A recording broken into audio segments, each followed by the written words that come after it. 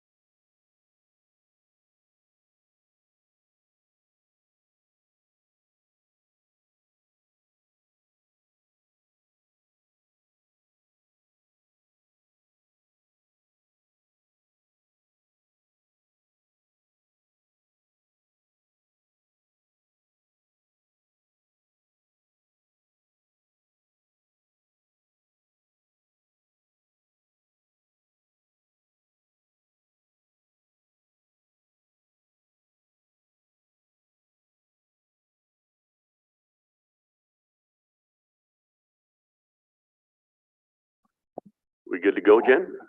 Okay. I'd like to call today's meeting to order. Jen, would you roll call, please? Tom McDonald, Here. Len Titi, Here. Jennifer Finley. Here. Jim Molitor, Here. Carol Langford. Here. Terry Pitt, Here. Bing Matt, Ellie Bundy, Martin Charlo, Present. Mike Dawson, I'm here. James Steele Senior. Thank you, Jen. I'd like to welcome everybody to our April quarterly meeting. And as always, we'll start out with a prayer. Stephen, would you lead us in a prayer?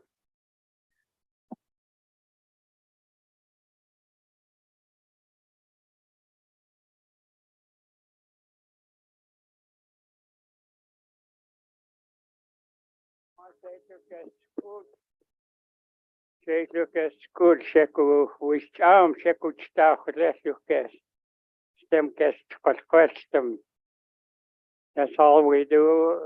When we first start, we usually have a prayer. So today, it's a good day. Every day is a good day for us. So anyway, today I sure happy to see Joe here. So couldn't suit and get sort of sheetal to kes puus to ke squid. Tuke shu wet to what open what scary what is yeah. Now my shay to get school to be coach to asif check a total. Check wish down. Check them staff list. Come them to wax some.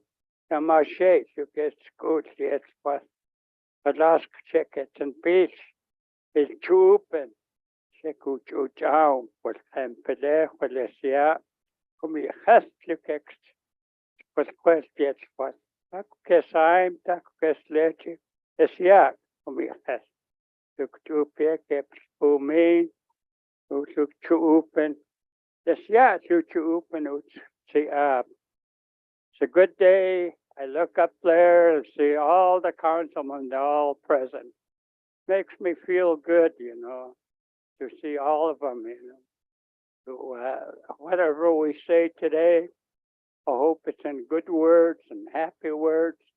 Let us have a good time today. Just like Tom was saying, today is a good day, Yesterday he come the other day to the elders. Should be like that all the time. Come to the elders and the councilmen and hear us talk, Maybe we only got today, maybe we don't have tomorrow. So anyway, I thank you for all of us being here. And let's have a good meeting. Damn them.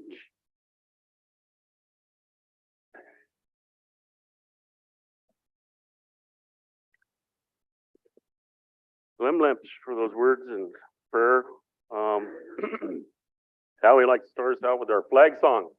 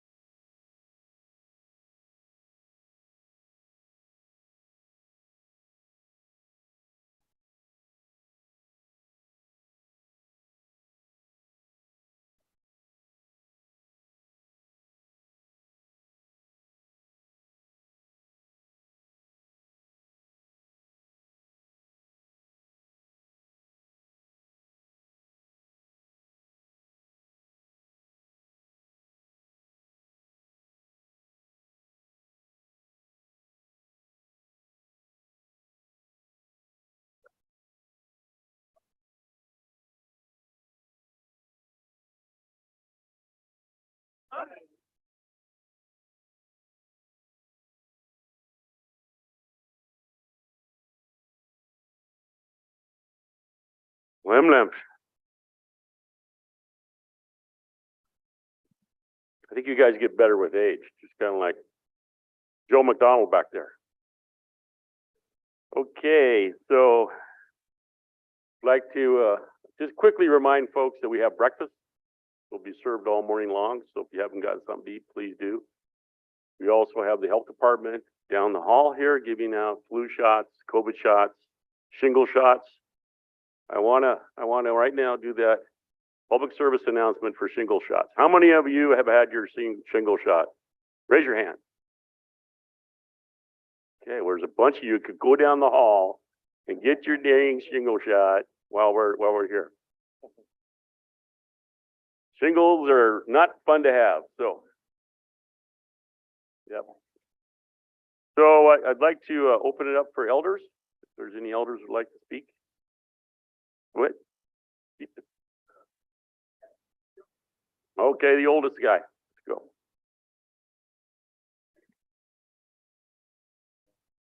Yeah, I guess had a birthday everybody knows about.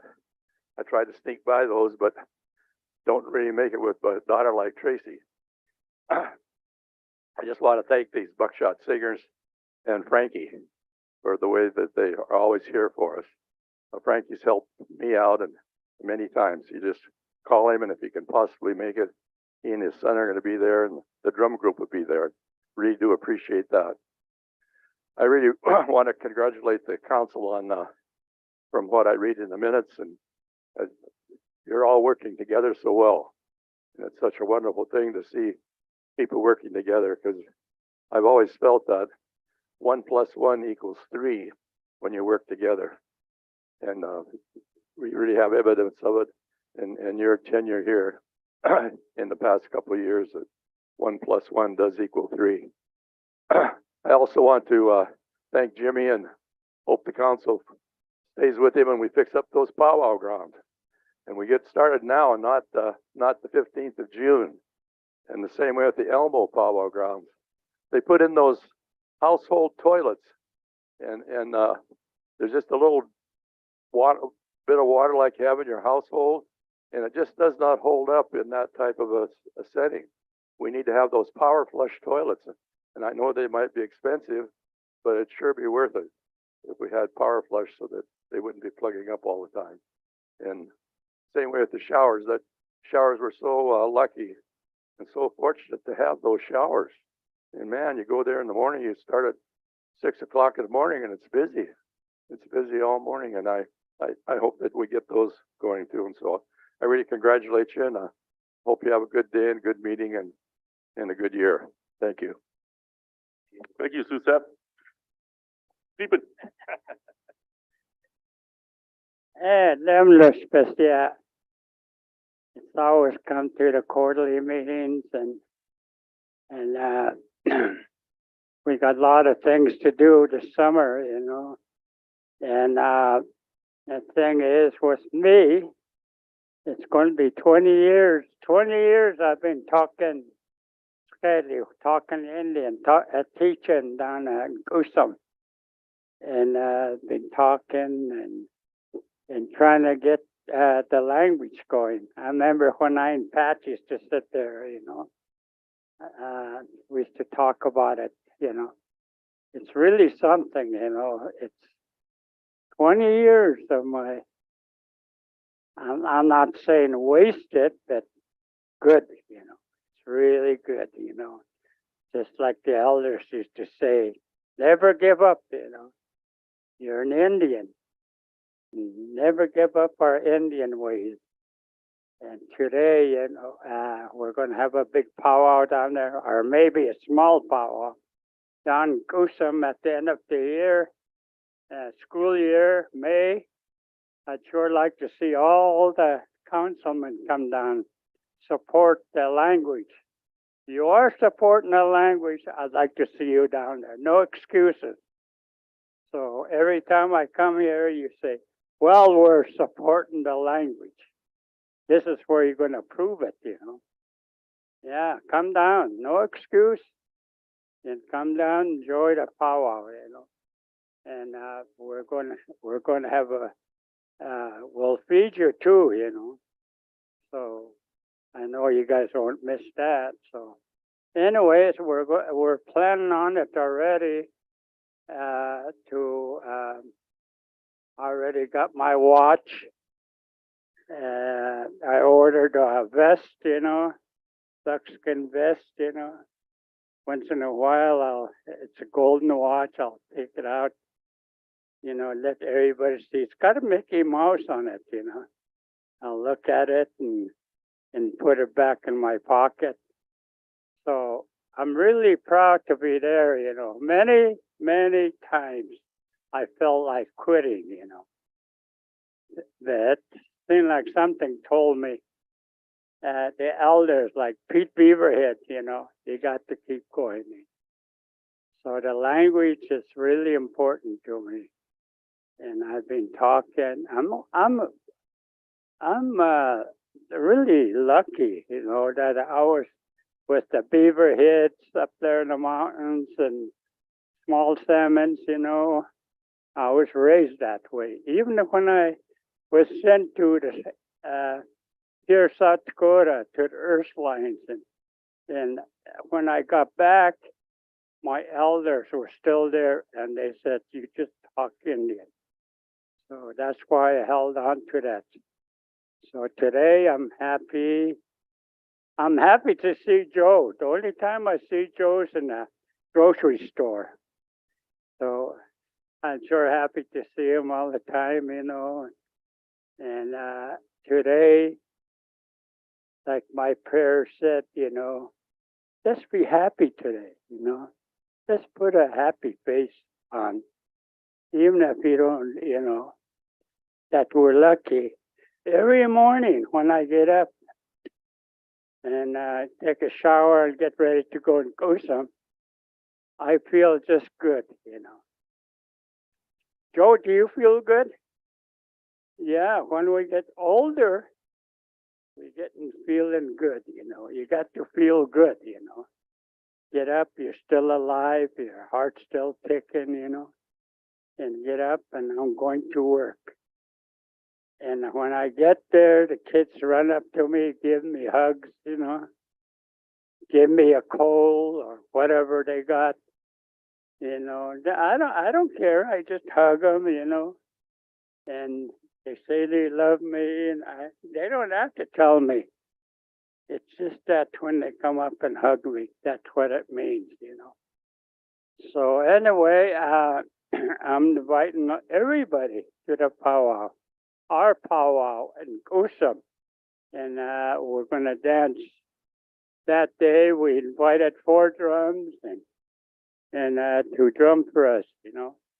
So anyway, just come on up and have a good time. And just like I said, I'm going to have a notebook for the council, you know. And Joe, Tom, I know you better be there. Oh, okay, I'm just teasing. You don't have to be there, but come. So, huh? I know if you were there, and you're the only one, I think. Carol, you were there, and but I'm not going to mention any names. So just come on up and let's have fun together. And, you know, there's bitterroot trees, there's river honoring, and there's the medicine tree next Thursday. We're all going up to the medicine tree. There's so many things the summer's things are going to start happening, you know. Pretty soon the summer's going to be gone, you know. So anyway, you guys have a good time today and help us out. You guys are the chiefs, you know. Help us out. You guys are working for us. We're not working for you, right? Somebody said no. I joked. I'll let it go this time. Lemsch. Anybody else?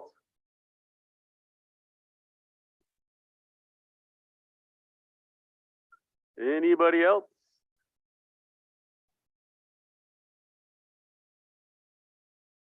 All right. Going twice. Just a point of trivia. Joe mentioned it. He did turn 90 at the end of the month, and he never bought a new car, I don't think, his whole life. But he bought a new car when he turned 90.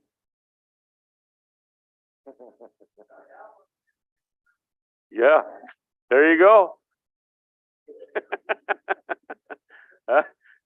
We better be fixing up the powwow grounds for Joe. Go ahead, Jimmy. Yeah, thank you, Chairman.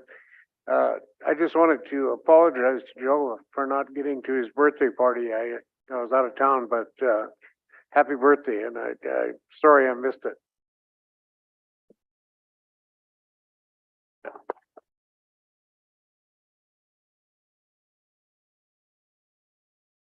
All right, we you know, as Stephen said, it's a busy time of year, and it's that time of year where, you know, so many people are going out in the field and there's projects, there's lots of work. So this council meeting, we wanted to make sure we were kind of previewing and telling everybody, getting it into our minutes and getting it into the paper, you know, all the jobs that are available. So today, besides the health clinic having shots, we have all the staff here that really are in need of positions being filled by our membership. So what I'd like to do is ask those folks to come up here and do a brief review, if we can. If those folks that have a table outside, just talk briefly about the job opportunities that they have. So we probably could start with personnel. I don't know if they're here in FIP. Cynthia, is she out there?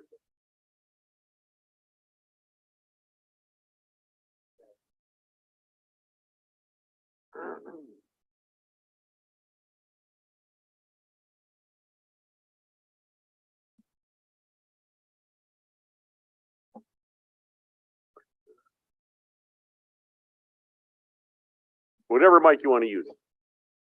Good morning.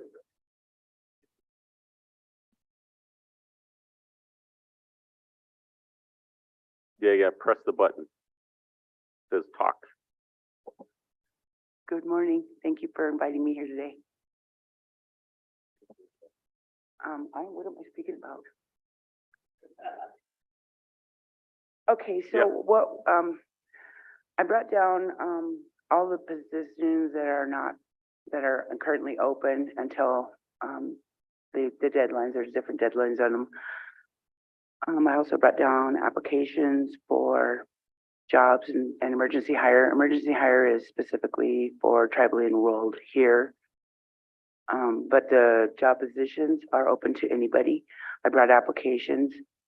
A lot of people think that we only hire tribal member from here. Seriously, still think that. So I have to tell them that, you know, it's open to anybody who wants to apply. We just take tribal preference. And then also the Flathead Irrigation, Indian Irrigation Program is looking for ditch rider positions. I did bring down some driving forms from the government. And so anybody who's interested in doing a ditch riding position that has a squeaky clean driving record, come see me. Yeah. Well, thank you, Cynthia. One question, Thank you. Len just reminded me of it.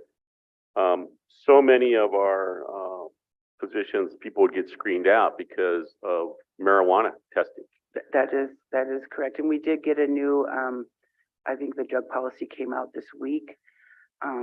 They're not going to, unless it's a safety sensitive position, that you still have to refrain from marijuana if you're in a safety sensitive position.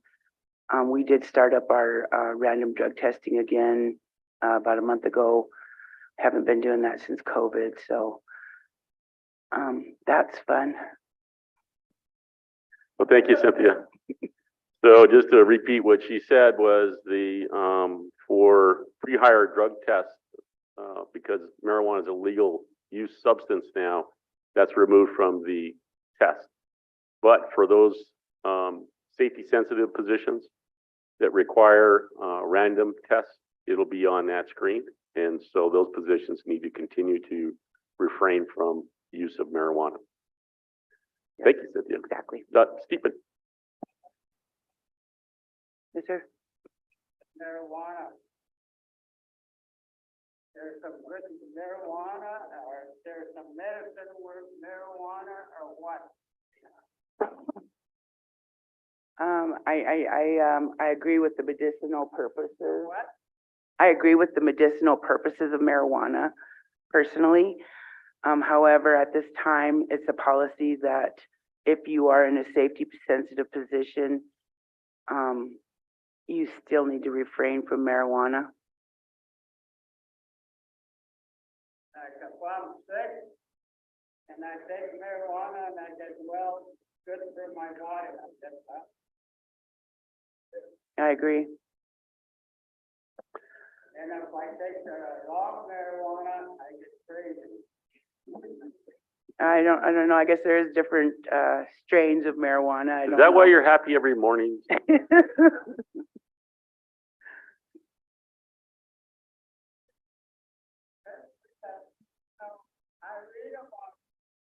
read about marijuana all the time. Yes, me too. Paper, you know, long time ago, marijuana was a drug, you know. Now today, why are we letting that marijuana on a reservation? Why is, I thought that it was against the law to have marijuana. How come now we're selling marijuana on the reservation? Or selling cars or something for marijuana? Could you guys answer that, or It- how come it's here, you know? It's legal now. The people voted on it as a referendum, and that's why. So, medical marijuana has been legal for quite a while. So if you had a doctor prescription for that, now recreational marijuana was legalized 2 years ago, and then they started selling it commercially a year ago. I remember when they first, about 20 years ago, when they brought it at the Longhouse with the elders, you know, the cops brought it in. And they said, this is marijuana, we'll show you. And I thought it was alfalfa, you know, they got it across the, I said, we got to try it out, you know. He said, no, we can't smoke it, you guys, you know, you have to take our word. That that's really something, you know, they say it's no good for you. Yeah, And now I they heard. say it's good for you and all that, you know. yeah. And who votes for this? Everybody did. Dan did. I did. If I had a vote, I would have. Mr. Chair. Yeah, go ahead, Martin. Yeah, thank you, Mr. Chair, and Cynthia and Stephen. The reason why it was illegal was a very racist policy by the government. And so, you know, this idea of legal and not legal isn't really our thing. It was imposed on us.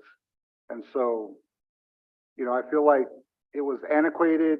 You know, they use a lot of propaganda against it, you know, targeting minorities, targeting people of color. So that'd be us. So if you look at the jails, they're really filled with our people, especially in Montana. And so a lot of those are drug cases.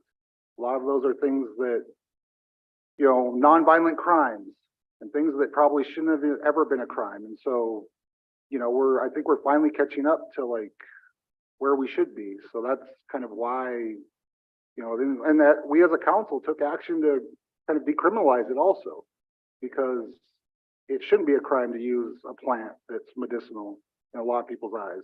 And of course, the other side is going to put a lot of stuff against it. The pharmaceutical companies, they have a lot of money fighting this, or they're going to get into the marijuana business. And you watch, they'll have pills out there before you know it, probably Pfizer. Yeah. So, Big Pharma's gonna get a hold of it.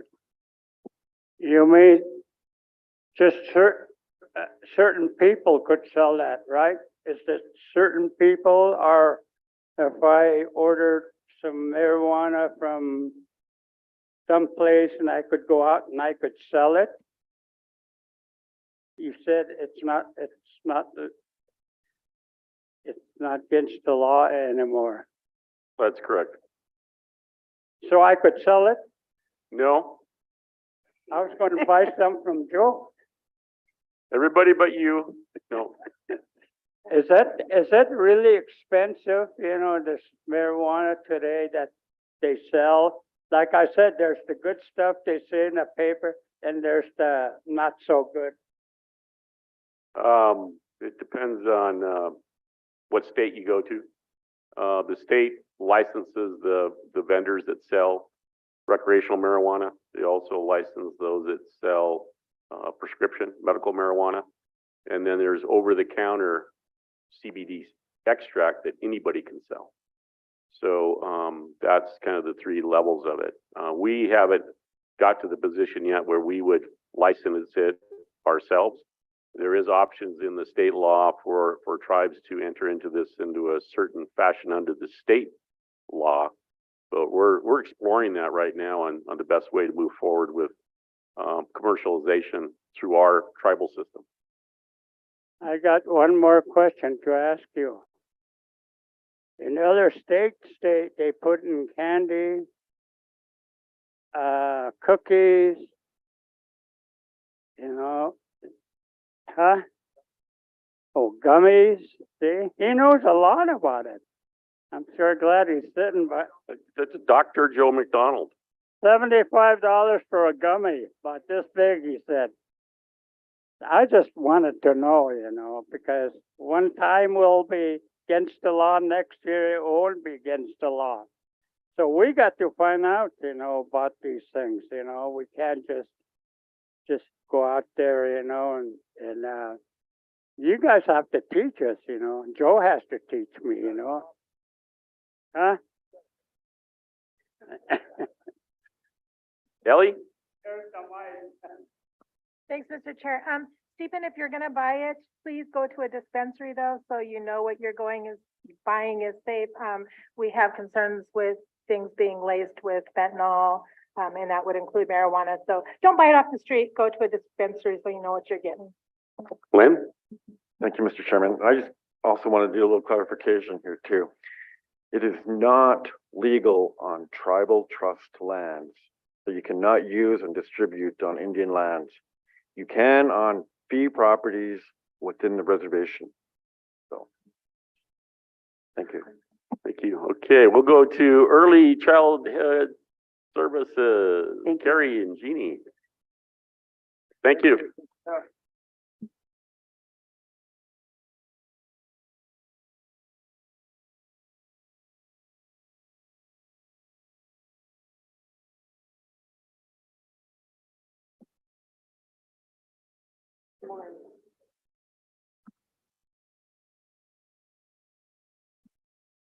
So we're excited to tell you what we've been doing.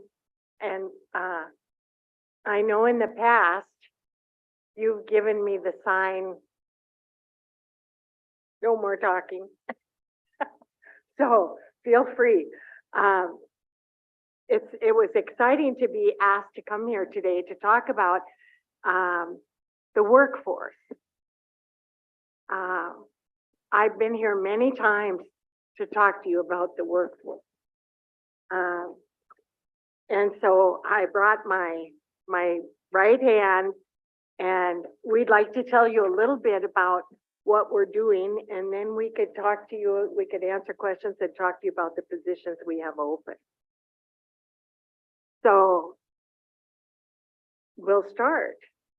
We've been, I'll start, and then you go, then I'll go, then you go. So recently, we've met with SKC, the Early Childhood Division Manager and staff, and we've asked them if we couldn't go forward with in-school program for juniors and seniors that may want to work in early childhood. may want to start getting a degree in early childhood. Or at least get their feet wet and see if it's something they'd like to do. So, we've contacted all the schools, all of their, counselors, and, Ronan High School in particular, and Two Eagle. Two Eagle and Ronan High School are really interested. We have one student from, Two Eagle that's going to start. What does she have left to do? Her background check. And she is 18, so, she is of legal age to have her background check. Those that are younger will have, parent permission. But she can be duly enrolled in the high school and get her high school diploma and enrolled in SKC and work towards a degree. We've also identified a number of classes that we'll be holding this summer for our staff and our staff parents that might be interested, and these high schoolers, or and we're going to have classes for like 1 week, and it's a 3 or 4 credit class, 3-credit class. And those that are on our staff will be paid their salary to attend that class. And in addition to that, and they will go every day for 5 days. They can't miss a day. But in addition to that, SKC and ECS have worked on have secured a grant so that each one of those people who do that will get a $500 incentive. So they will earn their rate of pay, they'll get a $500 incentive, and we plan to have 3 classes throughout the summer and until August. And those classes will ensure that people are working towards their qualifications to be in specific positions. Anything, any one of these things. We've been busy with lots of recruitment efforts and trying to meet with the schools.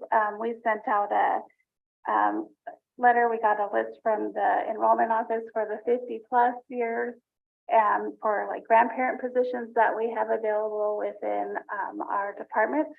We have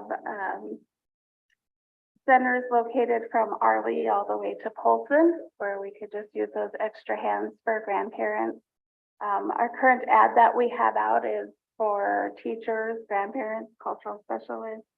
If you don't qualify for the teacher because you don't have the degree, we have in-training positions, so they can come in as the in-training where then they start the degree process.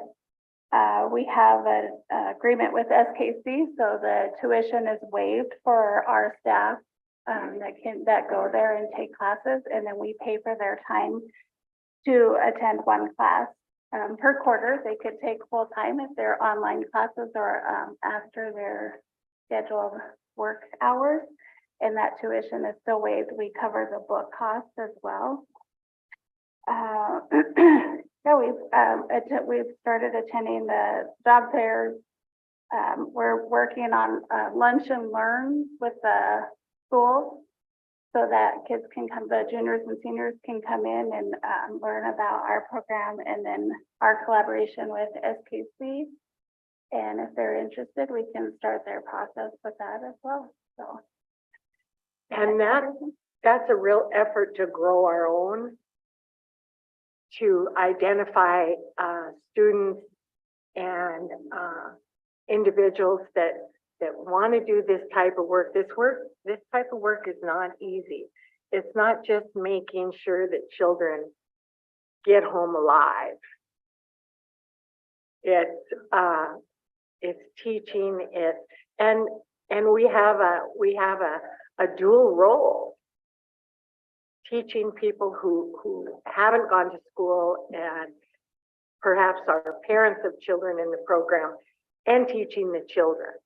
So it's not, we don't take it lightly. It's a pretty serious thing, but we do everything we can so that people will be qualified, and it's really for them. I mean, yes, it's for me because I have to meet certain things. It's for us. I don't mean to hog it all. It's for us because they have to meet certain qualifications, but it's really for them so that they can go out and they could work in a childcare or perhaps in a public school. It's really for them. And we try to really encourage that. Great. Any questions for Terry and Jean? Go ahead, Len. Thank you, Mr. Chairman. Thank you for that, Jeannie and Carrie. I just want to acknowledge to you that, acknowledge the good work that you have been doing. Not only that, you guys have the most important job within our tribe. You know, you guys are the ones that are going to be giving our kids that first experience in life. And so I just want to acknowledge that to you because you need to know that and you need to hear that. So thank you for all the good work that you guys do with our kids. Thank you, Ben. Thank you. We'll pass that on to our teachers as well. Yeah. That do that hard work in the classroom, so. Okay. Thank you. Any questions from the audience? Yes, go ahead.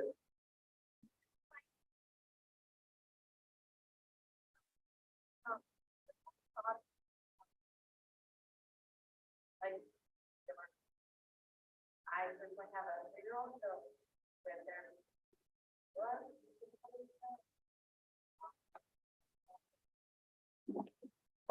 Well, thank you for that. Thank you for that question. We appreciate that. That is a very important topic that's going on nationwide. You know, so what the tribe has done recently is we've asked our security people to look into those types of training. So next week, Leroy Black is going to be sponsoring an active shooter training that'll be going on next week. And as I understand it, it's just for the employees only for now. So, but yeah, it'll be all of next week. So just, yes, Jeannie. So we have, our whole staff took the active shooter training, and Leroy Black provided that at Two Eagles. And that was very revealing. And it's similar, I think, to what he's going to provide this next week. It's run, hide, fight, run, hide, fight. And we have had cameras installed in our classrooms for the safety of children and staff. We have just instituted having the doors locked every day and parents having to be let in. That is what? Oh. I'm really loud. See there? So we've just instituted a locked door policy where parents will come to the door and someone will need to let them in. We had a similar situation when COVID was so rampant and parents didn't come into our classrooms, but now the doors will be locked. They can, in Polson, for example, they can be seen on a camera and let in. And we're going to err on the side of the child. So everybody takes first aid, CPR training. We have had lockdown procedures for quite a while. So we're just trying to refine them and make sure that they're done similar to the monthly fire drill and bus evacuation. So Okay. Well, thank you, Jeannie, and I want to thank that young lady for the question. That's a Yeah, very that was- important question, and I really encourage you to continue to engage us on those types of issues. So thank you. Thank you. Thank you for your updates. Well, it's really nice to see you all. Yeah, well, thank you. I haven't seen you in a while, so thanks for asking us. Okay, next we'll have fire control, so Whitney and Robert, come on up. I modified the agenda because to me, it's really important for jobs and get this, and so when we get done with the updates, we have so many people here, we'll do council updates and then move to the rest of the agenda. Go ahead. Good morning. So we're just here to talk about a few openings that we have. Fuels has an increase of funding. So right now, we're trying to hire positions, admin, teletech. As we all know, fire season gets a little busy around here, and we're pretty short with project and working fire at the same time. So here, in the next month, we're going to be hiring our AD program, which will start until June, which is emergency hire in a sense, working. So kids that come in for school, that they can go away during the winter, work during the summer, which is a great program for us because we pull all those kids in to work on our crews.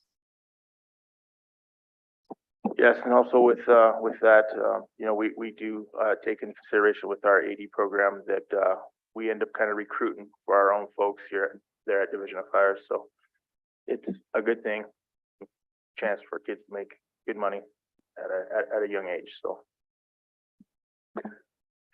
So Whitney and Robert, how many people are we talking about seasonally you guys pick up? So roughly, right now we have 40 positions underneath our fire and fuels crew that we have. That's not including staff. And then on the helitack crew, I want to say Todd has roughly about 10 folks that he has underneath him, and he's looking to hire probably 6 folks on his side, I believe. So, but we're looking to hire 3 more folks on our fuels crew, and our fire crew's kind of filled up right now. But we have turnover, like kind of where everybody else is at. So we tend to pull from our AD crew and then also look to the schools. We do a lot of recruiting through the schools, Todd and John Molitaire do. And then also we kind of just, talk to people, get the word out. So. We're also stealing a lot from forestry, so we're stealing back and forth, which then puts another program down, which forestry is hiring right now too, but we all fall under the same umbrella, so we're stealing, right? borrowing for a few periods. I've heard other programs call it cannibalism or, stealing employees. We've all been guilty of that. Yes. Morning, Ron. That's quick.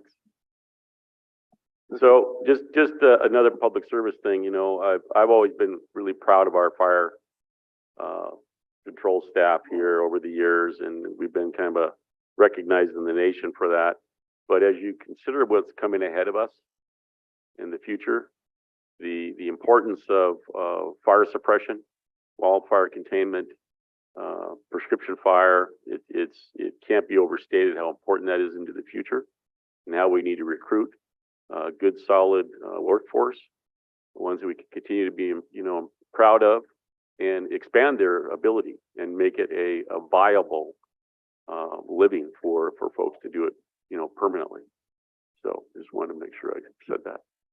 Yeah, well, our fuels program is growing every year. We also have the RTRO program, which is $15 million off of the top of the fuels budget every year. That's allocated to treat non-tribal land within the Aboriginal territory. So that itself, you have the fuels crew, so it's bringing a lot of people in. That isn't just fire suppression, that it's treating the land before we get to those wildfires. So we're not having catastrophic events. Yeah, I've heard stats that during my career, over the last 45 years, that the frequency of fire has increased 150 times in the West. So, and that is going to continue to grow in the intensity and severity of the fires. And so having a competent workforce is about as critical as it gets. So thank you for your work. Any questions for fire?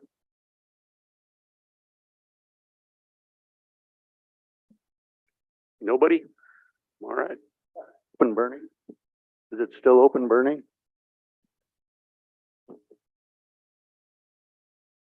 Thank you. Okay, Natural Resource Department. I know I see Whisper, another field season, campground season starting. Mac Days is going on, another public service announcement. Mac Days, go out there and help us, save bull trout, catch those pesky lake trout in Flathead Lake. That's very correct. Hesquex Pescia, everybody here. My name is Whisper Camel Means. I'm the Division Manager for Fish, Wildlife, Recreation, and Conservation, and I'm here today to talk to the positions that we have available for the spring and summer. First, I'll talk about MAC Days.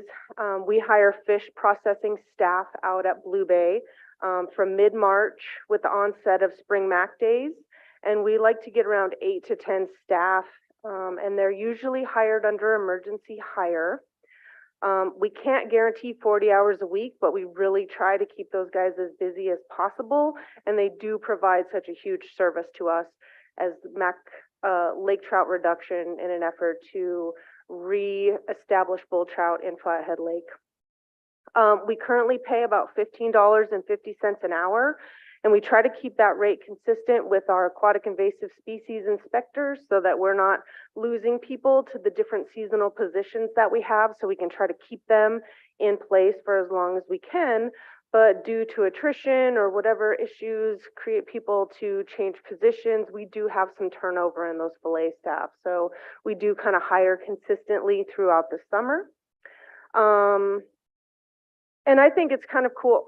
I don't know, if you haven't been out to the fish station, it's really neat. You see a lot of cool fish, filleting fish. You're getting an activity to be able to expertly fillet a fish that has a lot of bones. And I think that there's benefit to that job just beyond working. You're learning a skill that you can use in other places.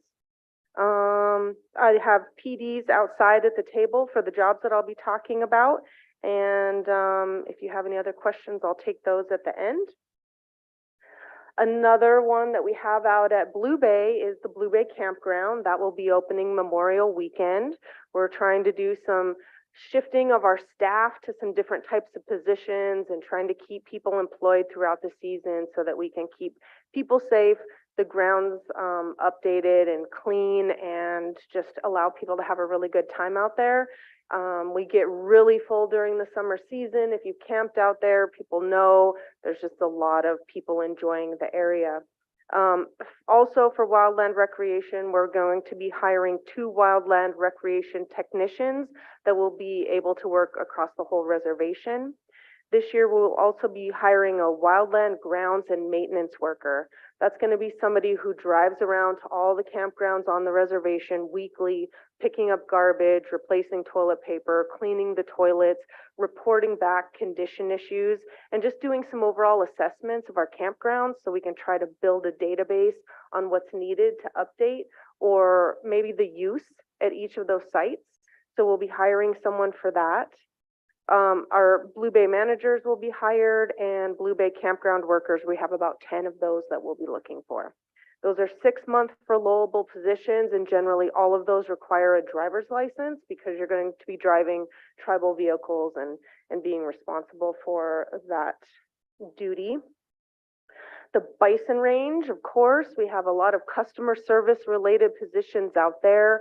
We will be hiring 7 to 8 positions at the front desk.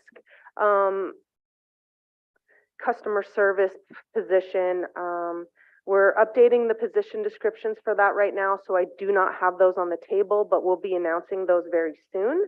And those are again seasonal 6-month location, 6-month positions. A lot of customer service, really trying to have people that represent the tribes well. We've done a great job so far, and people deflect and defer some of the customer service conflicts that come. We also have 2 park aides that we'll be hiring for out there. Those will be under our information and education program. We will have 2 of those. We'll have to pass the background check because that is a outwardly connected position where you're touching base with children and elders potentially. So those require background check. They're also customer service, sharing great information about what we have going on out there, but they also do stuff like pull weeds and clean up stuff. So it's kind of a well-rounded position for those park aides. Lastly, we have the AIS program, the Aquatic Invasive Species Surveillance Monitoring that we have in Ravalli and Thompson Falls. We are responsible through funding with Fish, Wildlife, and Parks to stop and inspect every boat that is driving by and checking out anything that looks suspicious. And we're definitely looking for zebra and quagga mussels, but other aquatic invasive species as well. We keep in great communication with Fish, Wildlife, and Parks for those problems that we see come by. The watercraft inspectors are out there every day protecting our water, which is a huge service, and they have to deal with the public and boaters. They need to be able to crawl around boats, be safe around traffic, driving around those parking lots, and deal with angry people. Katie let me know that we had an angry boater last week, mad that he had to stop and have his boat inspected. We will be hiring up to 20 inspectors at the peak, which is when we have 24-hour stations going. Katie currently has those people hired, and we had 15 people return to those seasonal positions this year. So she had to have 5 new people. And again, that's one of those positions that changes sometimes, and we have to hire during the season. Ravalli will go 24 hours starting May 14th. We are currently running 7 a.m. to 7 p.m. with 4 staff members out there. Thompson Falls is a 12-hour station. Staff here get in a tribal vehicle to drive to Thompson Falls, since that's our workstation, and it's so far, it's an hour away. So we provide transportation for people that live here to drive to Thompson Falls to man those stations. Those are only daylight hours from 7 a.m. to 8 p.m., and that will open April 23rd. Again, customer service, dealing with difficult people. And Katie made a note here that says they are in the spotlight, and it would be nice to let them know that you see them and appreciate them. A friendly honk or stopping in to give them some sort of goodie is always appreciated. And I will take any questions. Any questions for Whisper? Yeah, go ahead, Stephen.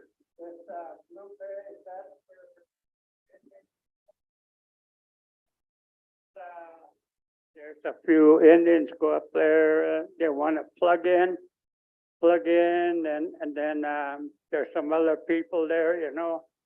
And so just like, Twin Lakes up there, you know, they shut them down, just preference for the Indian people. So is that go with, Blue Bay? Blue Bay is not specific only for tribal folks, but sorry, Stephen, I'm not sure how to address you. Maybe this. We have a rate schedule that has different rates for tribal, for CSKT, and non-tribal folks. For the hookups for water and electric, we do charge everybody for those, but there are different rates because the tribes have to pay for the electrical and the water. So it is a fee location, but it is open to the general public. The fees generally lean toward tribal members being there because there are far less fees for tribal people. It is one of our last lake accesses that is developed and is nice for us to be able to recreate there. So I would say we cater to tribal members, but it is not exclusive at this time. So how many camps you got up there in Blue Bay? I don't know off the top of my head how many we have, though I will say we are working with the housing department, and we have an electrician on contract to come up. They're updating all of the frost-free water spigots, so they're updating the access. They're including more RV accesses and making sure that those are all frost-free. The electrical is being upgraded and reburied at this time, so there will be more RV campgrounds. Spaces available, and we're doing infrastructure updates. The buildings are getting some bat remediation right now, and we're trying to fix them up just to be a little bit safer. Thank you, Whisper. I'm not sure. Renee? Yeah. Okay, I think a lot of people noticed it. Some of you came in late. We have a ongoing breakfast meal across the hall over here, and flu and COVID and shingle shots down the hall there. Like now it's it's ongoing construction season. So Melinda, come on up.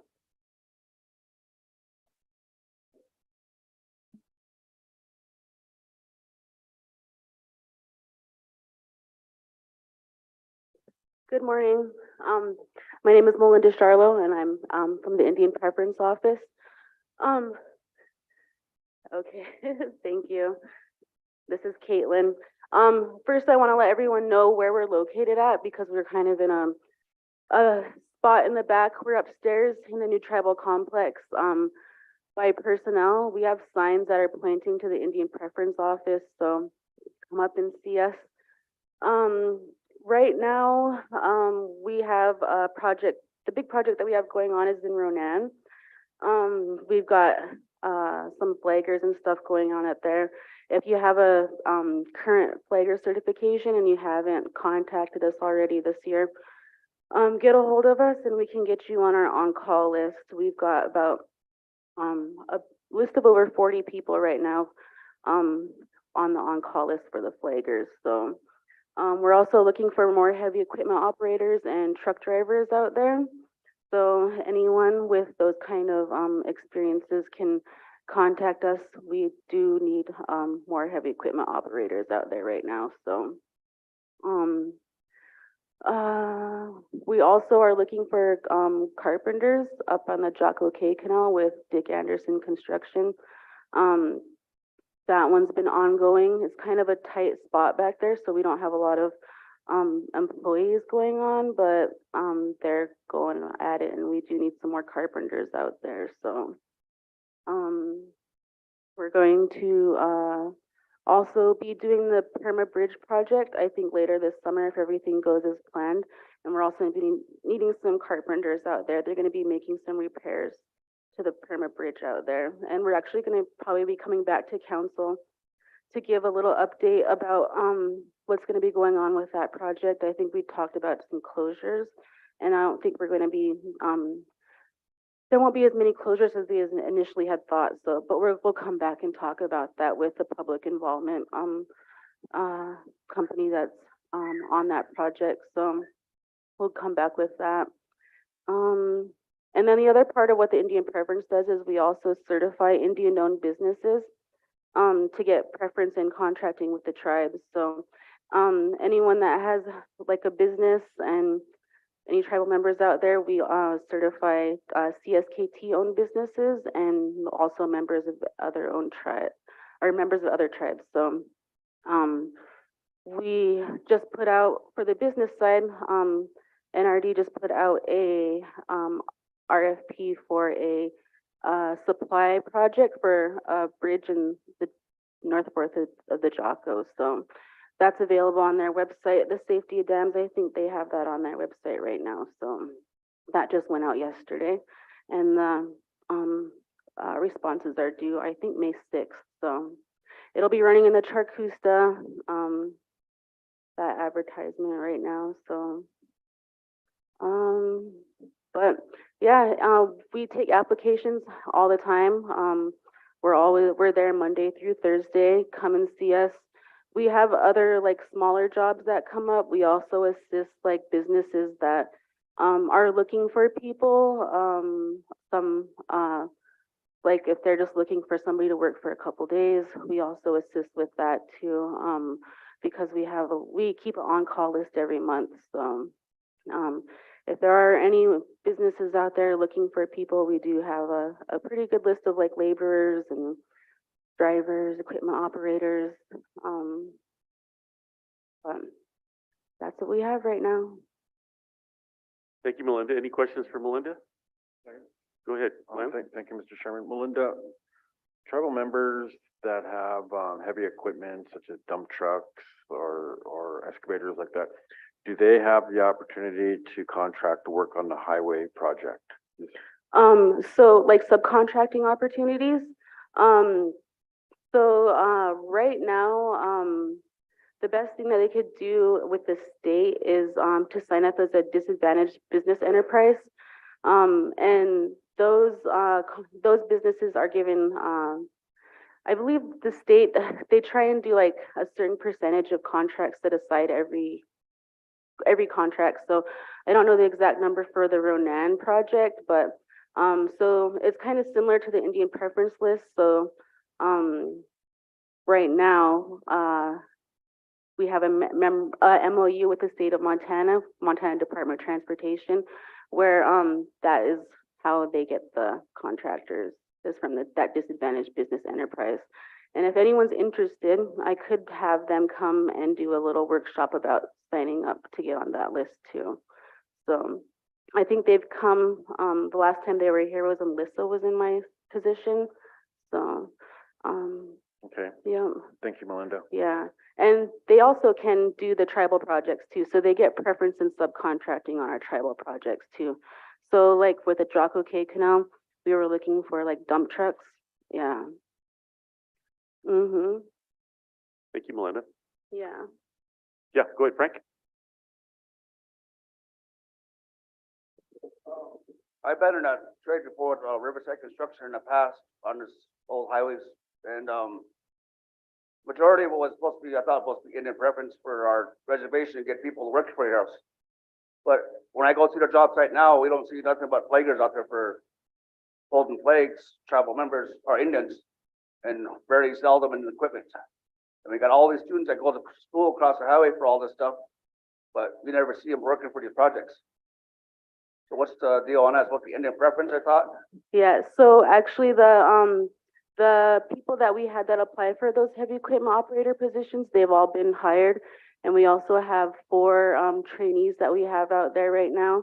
And we are looking for more people that if they want to come and sign up to be heavy equipment operators on the project, they can come up and we can get them started on the application process. So yeah, and we're also looking for truck drivers too. So anyone with a Class A CDL and experience in like construction driving, we're looking for those kinds of people too. Carol? Yeah. Yeah, I have a brother that's working heavy equipment.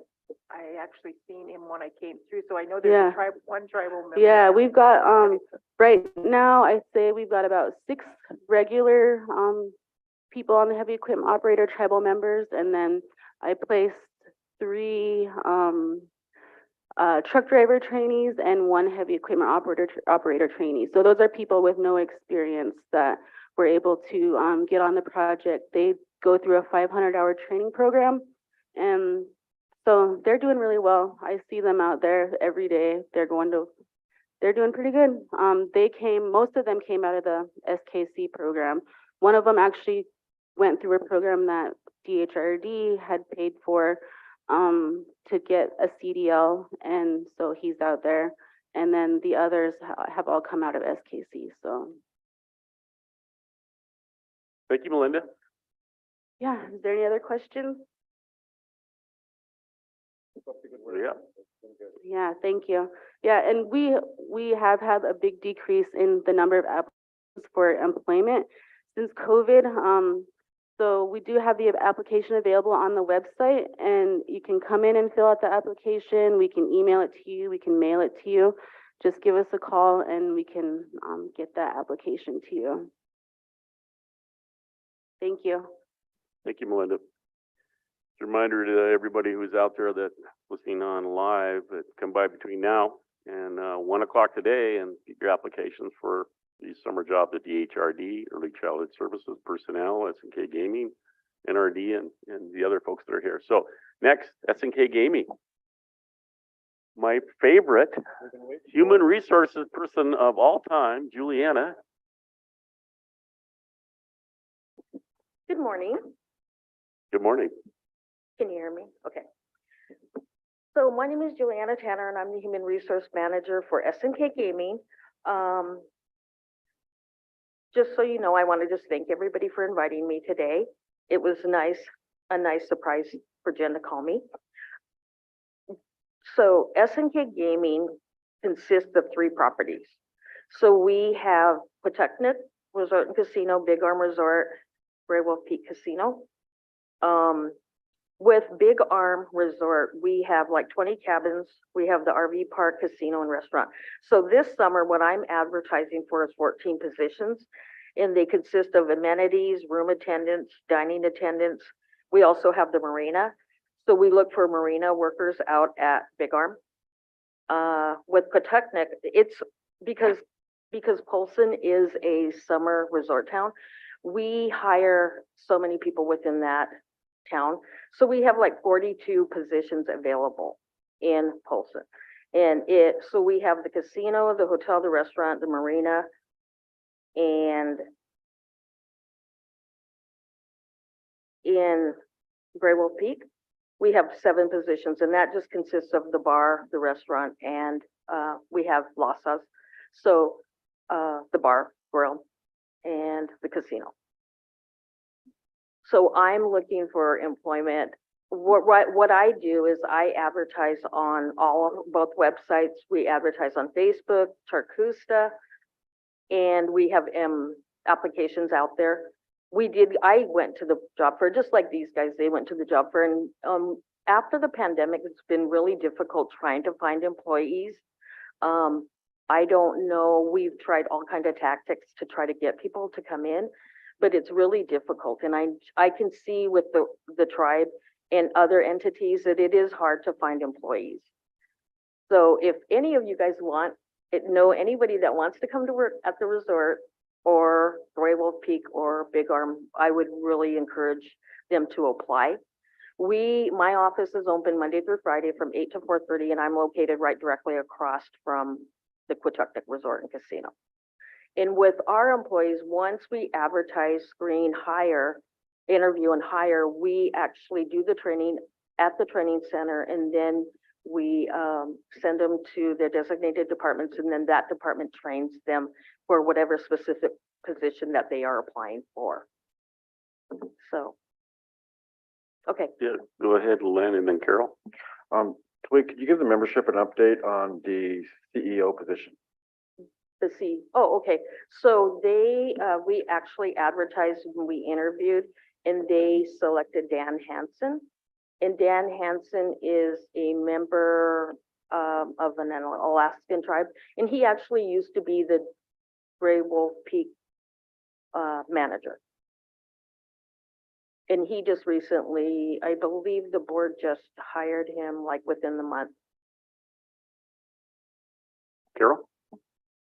Yeah, I get this question quite a bit recently, with the cost of living and everything going up. And I think I know partially the answer, but there's employees that work in this organization and nobody wants to work 2 jobs. But there's people that need to make ends meet, and they would like to have a second job. I know in some cases, they say you can't work over 40 hours in the organization, and otherwise it's double dipping. But I'm thinking now, if they do work here and they wanted to have a supplemental job with SK Gaming, let's say, is that something they can do? And I don't know if that's a legal question, but I'd also like to have this council look at the policy to allow people, unless we're going to start raising the minimum wage to a higher rate, give employees an option to have a second job if they choose to do that. Because I just think this day and age, it's just getting tough to make ends meet. And that might be not our whole solution to this issue, but it could be a partial solution, is to allow employees to do that. I've actually had employees that were employed with CSKT, and because they work Monday through Thursday, they have applied and said, okay, I can work weekends, and we've actually hired them. So they do come, they have applied, and but I think a lot of times it's really difficult, because when you work 4 days a week, you get 3 days off. But if you're working Friday and Saturday, then you're only getting 1 day off. But we have had applicants from CSKT come to work for us on the weekend. So it is, yeah.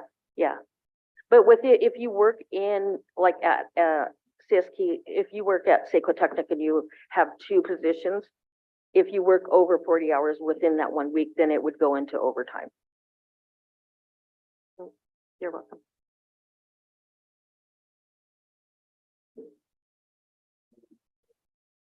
Any other questions? Any questions for Juliana? Yeah, Dan?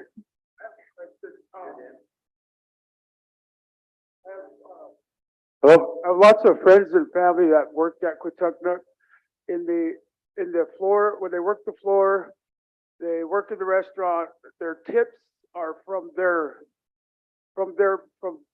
customers for their work that they've done. I've been told to me that their tips come out of their checks. So if you make $100 in tips that night, it comes out of your check. So where is the benefit in that? I don't see why they would want to. I see the turnover rate, and that's why a lot of people get disappointed because their tips that they work so hard for, feel like somebody hits a jackpot, they get $100 tip. You know, and that comes right out of their check. Why? With that, why I don't understand. Okay, so if you were in a tip position, what happens is if you make a tip, say $100 tip, you get to take the $100 home, but because it's considered income, you have to report it. That's why.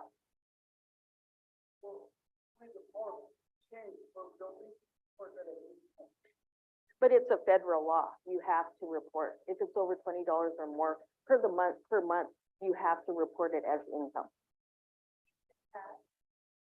Yeah. Yeah. So at the end of a shift, like if you work in the casino or if you work in the restaurant, what happens is they'll bring their till or the employee has to go up there and report in say a security officer or whatever reports it. So they have to write down how much money they made in a tip. So you get to take it home for that day, but it's reported on your paycheck. So you'll get taxes taken out. Mr. Chair, just to comment on that. Go ahead. I know those are complex tax laws that SK Gaming has to comply with. And if it is not reported, it comes out as an audit issue, an audit finding. So that's why that has to be done. Carol, yeah, go ahead, Carol. Yeah, I agree with Lynn, but I think it's also a good thing to take another look at it. Because this is really what prevents people from sticking around. I mean, Starbucks, I don't know, do they do the same thing? I'm wondering of all these issues, but I know SK Gaming is under probably a stricter guideline. Well, any gaming operations under a stricter guideline. But let's take another look at it. If there's loopholes or something we can get around to give employees a little bit more, I think everybody up here would say, yeah, let's do it. You know, I don't know if gaming would, I think they would say it too, right? Because you want to retain good employees. So let's take a look at it. Thank you. Thank you, Juliana. You're welcome. Good job. Everybody go see Twiggy at her office. Got lots of jobs. Okay, let's jump to, I see Brad's here. Brad, come on up. Your Honor. Good morning.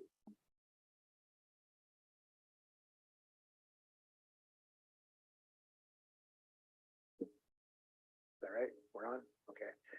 Good morning. Yeah, Tribal Court has been attempting to hire a couple of clerks now for several months.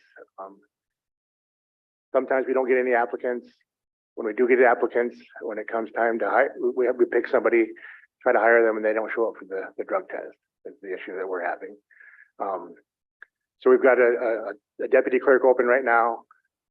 We had two, but we have a data input person that comes in and that's all she does all day is just enter data. We made her into a deputy clerk recently. She's doing a great job. So Serena Montoya, I think is her name.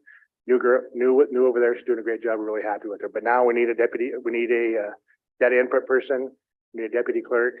We've advertised several times. We're having a tough time filling those positions, and it's putting a big burden on Malia, who's the chief clerk over there. She's doing two jobs at once, and Chelsea, our court administrator's busy. So that's where we are. That's all we need now. think it pays about 15.80 something an hour. That's part of the issue. We're one of the lower paid administrative positions, I think, in the tribe for whatever reason. And I've been working with Mel to try to get that up a little bit, but that's where we are now. Also, just for information, we've attempted to hire an attorney judge. Can't get any applicants. The tribal code states that the person has to be a tribal member, and there aren't any tribal member judges that want to be, or tribal member lawyers that want to be judges right now, apparently, because we've advertised 3 times now, but no applicants. We're looking at going another route. We talked to a couple of judges in the area, or lawyers in the area, put them on retainer to use them as needed, which makes more sense anyhow, I think, financially. So that's the direction we're headed with that. That's all we have. We have 2 positions. We're hoping to find some people today. We'll be out here. Chelsea and Malia will be out at the table all morning. So great. If you have any questions? Thank you, Carol. Yeah, can you give just a brief update on the healing court, Yes. if that's okay, Mr. Chair? As you know, been working on getting the healing court together. We ran into a few snags. The lawyers have found some snags, the mail-in and so we're trying to get those things ironed out. And we tried to get a meeting with Desiree Fox, who's going to handle the treatment end of it, which is important. And it's just hard to get everybody on the same page on their schedules to get these meetings. Our Dana comes at nights, our healing court coordinator. She's biting at the bit. She's ready to go. I'm ready to go as the judge. I've observed the Lake County Wellness Court. We have plans. I don't know if you wanted to join us. We're going to go to Tulalip and observe their healing court in the next couple of weeks. So that's the plan. We hope to get this thing going within the next month or so. So that's the plan. Sure, go ahead, Carol. Well, I'm really excited about the healing court here, and I think it'll have great things that happen through it. But I want to say, I've been sitting at Lake County courtroom when on their docket, and the first time I have heard that there was a person that needed treatment, and the judge says the tribe has paid for an extended treatment for this individual to go for 3 months and then get the aftercare. All the time I have ever sat there, I've never heard anybody say that. So I really feel like what's going on with tribal health and all the meetings that this council has with them about, hammering home. We got to start doing things for our people. First time I finally seen it. And I thought, you know what, there's some changes coming. It's slow because it's difficult to change this big organization, but For sure. I was happy. Yes. I was finally happy for this young man that's going to get help. That's good. And hopefully that happens more and more as we get going on with our wellness, our own wellness court. So that's the goal, is to get people into treatment. Because what we're doing now isn't working, obviously. So that's the plan. Thank you, Brad. Yep. Thank you, guys. I happen to see a retired tribal attorney in the back of the room. Maybe you could Okay. talk to her. Let me come see me. Okay. Thank you. Thank you. Okay, DHRD. Who do we have? Okay.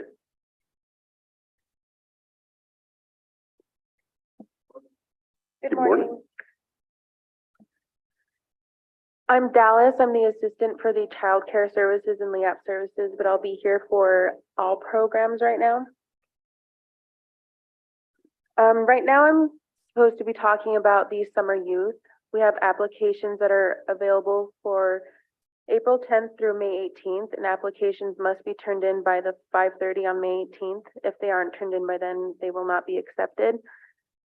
The mandatory summer youth career fair will be June 12th at the Sherry McDonald Hospitality Room. All of the job sites will be on the site to interview the youth. Prior to the career fair, youth will be mailed a list of employers so they will be aware what locations are available. The first day of work will be June 26th. The youth will have a 6-week contract and the possibility to extend an additional 2 weeks if the job site wants to extend their contract. August 26th will be the final day of all contracts. Eligibility for summer youth are the youth must be enrolled tribal members from the federally recognized tribe and 14 by July 1st. We also have ARPA applications out in the front. I did want to reiterate, it is one repair per home.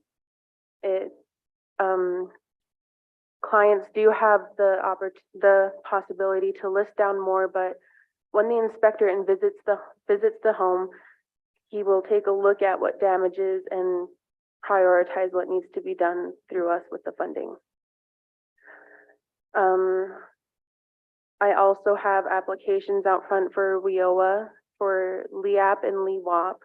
That's heating and electricity, water and sewage. And that's it.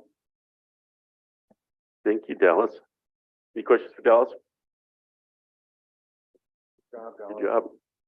Cool. Tribal maintenance. Jim, come on up. That's quick. It's great.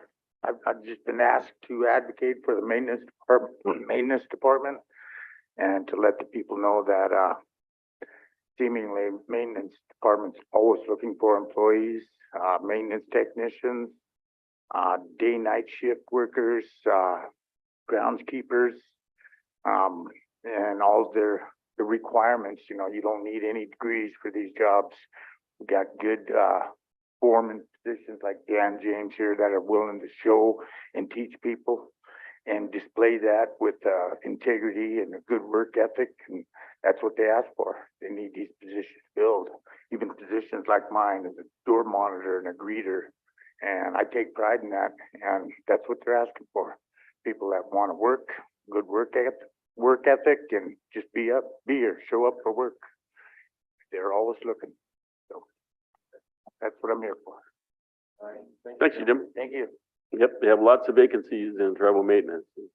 Great place to work, and I want to give another update for the vaccines that are out here. For those folks that are listening, we do have COVID booster, flu, and shingle shots till 1 o'clock, I think. Is that right, Patty? All right, yep. Those of you come in just now, we have food across the hall. It's an ongoing breakfast, so please feel free to do that. At this point in time, I'll do council updates. So we'll start with Carol first. Thank you, Mr. Chairman. Today I start with a heavy heart. Jake Jennison. Rich, Julie, and Jenna lost their family member this week, and I'm sure a lot of you know who Jake is. A very special young man. And just reading all the Facebook posts, I just send blessings out to this family. And Jake was a blessing to our world. You know, he was special needs, and the family, the way they took, gave so much love to this young man. And it was nice to see that they cared so much for him. You know, Rich would take him fishing out at Nine Pipes, or you'd see him at the claw machine, either in Harvest Foods or Dynamart. And Rich did put out something about, you know, if you want to remember Jake, go in and put $1 on the claw machine at Dynamart, and all of that money will be donated to different community efforts, and just to show that you were remembering Jake. And there's a little plaque on the machine also, because he just loved to play those claws. You know, I'd see it. That's how I first met this young man. And so my hat goes off to the family, and the prayers that I think are all from all of us to them. So anyway, I just wanted to mention that.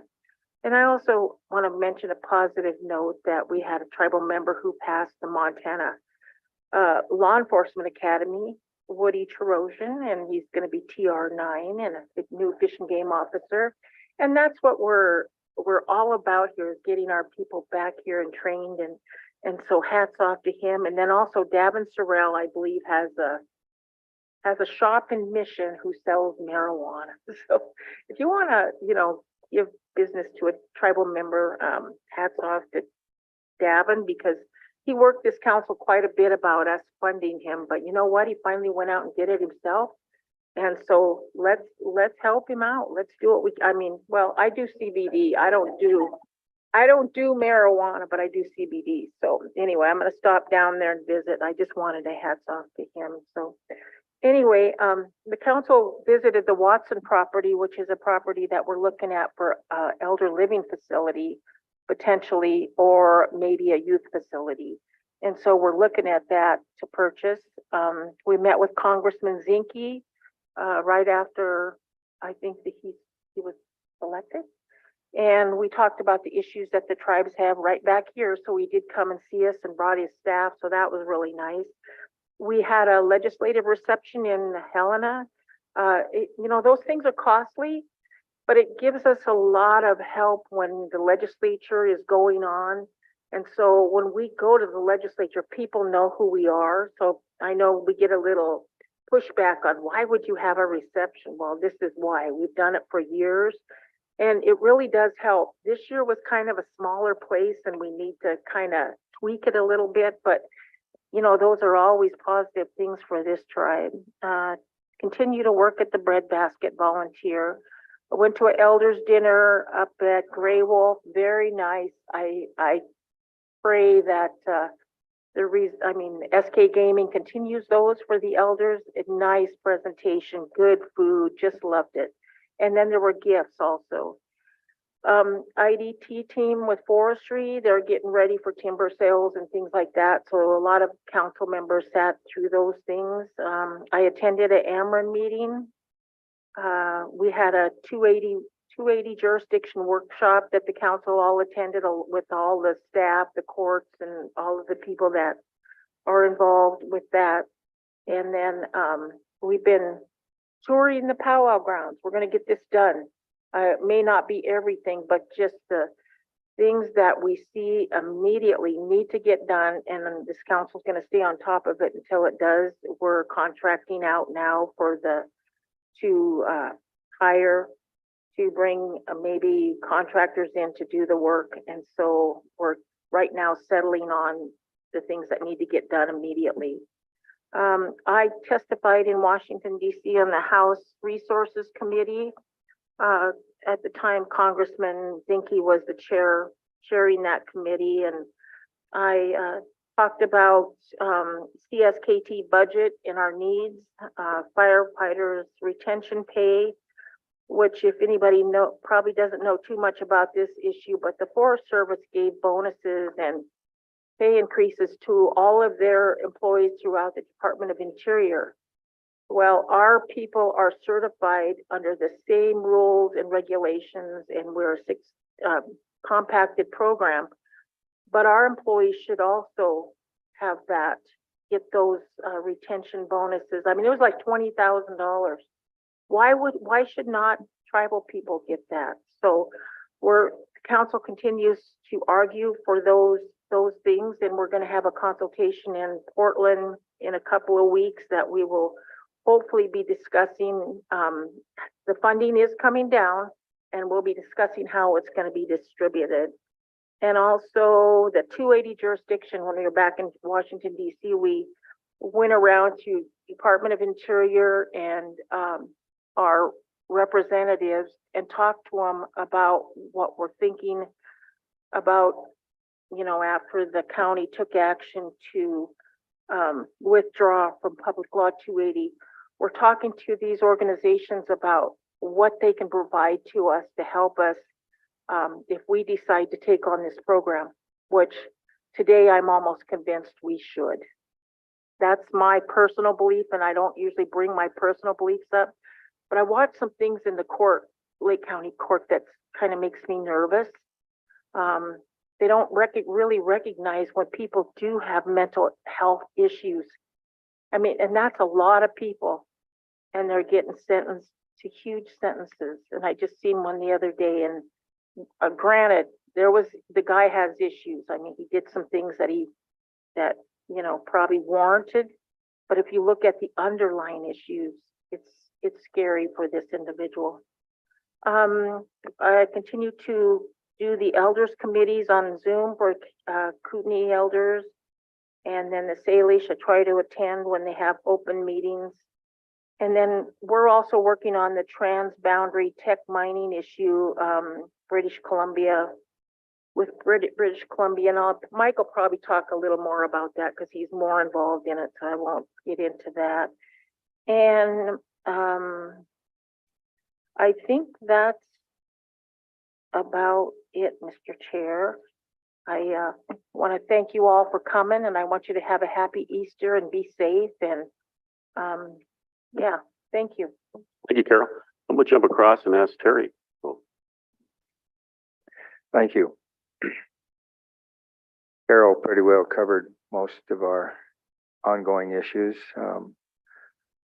We've been busy with many issues. One has been the state legislative session in Helena. We've been keeping our legal team and Superintendent Shane Hendrickson busy defending our rights and positions. For the most part, we've done well. At the new Anita Matt building, we had our first district meeting. The first concern was the lack of water pressure, which has been looked at by Bud Gillen, and it's been addressed with some of the members in the community. We have had CSKT Law and Order encouraging them to contact people in the community when they make their rounds through the agency. We were pleased to see Sanders County make a round through there as well at various times. We're working at this time to complete the basketball courts at the playground area. Also, the upgrade of the roads will help people driving around. We'll have addressed the road being driven through the old football field with the hopes of getting a barrier up to discourage that traffic. Upcoming or upgrading the roads will also bring an upgrade of the street lights. The hopes for the better and more lighting throughout the area will help have a positive effect on their night activities. We want to reach out to thank Casey Sorrell and Brenda Bodner for all their work and help to implementing many services to the community from nursing, healthcare, feeding classes, Bible studies, and more. They're pretty excited. We finally got our refrigerator in there and got a stove and a microwave, but that's got to get hooked up yet. We have been discussing and honoring and celebrating for celebration for Anita Matt building and a green cleanup day, all together with the hopes that the Dixon School District students could participate in that cleanup. At this time, we haven't set a date, but that's been a discussion. I was invited to the 2023 Tribal National Nation Educational Summit in Billings, Nation. Our reservation was well represented with students from all the area high schools. This was a very powerful gathering for our tribal youth. There were speakers and presentations for the youth about taking care of themselves, being respectful, keeping and honoring their traditions, and the positive effects of always learning their language and culture. These students have an opportunity to be powerful future leaders. Thanks to the power of the knowledge keepers that spoke, they truly touched all in attendance. We want to reach out a special thanks to Donnie Wetzel Jr. for the vision to bring students, teachers, board members, policymakers from across the state to the largest gathering yet, in hopes that it'll continue to grow. Thank you. thank you, Terry. Martin? Thank you, Mr. Chair. Specia, Dennis Limpy to be here today. Morning, everyone. I'm happy to be here today. Just in the sake of time, I don't think I'm going to go into a lot of the things that we've been doing. I'm assuming everyone else will cover that, or you've read the minutes and can see what we're doing. Probably just one major highlight that I've kind of looked at is something that I got to go to at Gonzaga last week. or 2 weeks ago now. And it's kind of changing the idea of how we teach language and more of an immersion type process versus learning 1 through 10 and learning all your colors and sitting in a room with a list of things that you have to memorize because I don't know about everyone else. That's not how I learn. And that's, memorizing things isn't really learning. It's just memorizing things. And so understanding how words are constructed and how they have, just saying good morning. I'm sure there was a lot more than Hess Squex when we said good morning before we indoctrinated ourselves with English and became colonized. And that was one of the things that this, he was from Alaska, he was Think It, and they had born language speakers there that, the language is similar to ours, but, obviously very different. We, the way that they say good morning is basically what we do, good morning, that's it. But really, if you break it down in the way that it was meant to be, it was more of a kind of thankful that we're here today, thankful for the morning. It was more of a, it was more of a gratitude thing, and it was more of a traditional way of looking at it. Thankfully, we had a lot of benefits from our relationship with the church and schools and everything else, but I feel like we've lost a lot of what we truly are and who we truly are. And it's something that, the system we're using is great, but I think we should always look for improvements in what we're doing and how we're passing our culture and language down to our next generations because, I can count to probably 100 if I really wanted to, but could I sit down and have a conversation with anybody? Pass hello and how are you? And I'm good. I'm tired. That was always my favorite one in class because it was the easy one. And I was always tired. So, I think that that's just something that I literally was probably like the most recent highlights, kind of what have you done for me lately? But probably the most important thing I want to do today is honor one of our young members of our community, one of my relatives.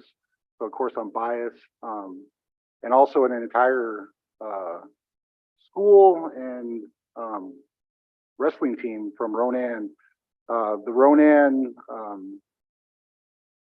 girls wrestling, it's weird that I call it, anyway, girls wrestling team has only been around for, I believe, a couple years, and they this year won the state championship in wrestling, and Tirza Two Teeth was a state champ.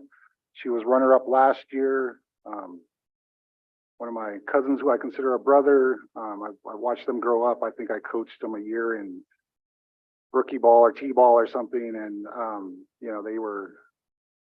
they were fun to coach, and the family is really a good family, and also the coach, the nice family, taught them well and are continuing on the tradition of wrestling at Ronan, and it's really good to see them. It's good to see them with their ribbon skirts on as they travel to wrestling tournaments, and kind of revitalizing our culture. I think the youth are going to be the ones that really do this and bring us back to where we need to be, because I think being native and being cultural and knowing who you are has become a lot more popular now. It's not as we're shedding the boarding school shame of that. And so with that, I would like to bring up but I don't know if much of the Ronan team is here, but the coach Nice, Tirza, probably the family, might as well bring them up and embarrass them too, Troy. Come on, Troy and Kristen. So, and I have a small gratitude from council to give Tirza. So thank you guys. We give them a round of applause.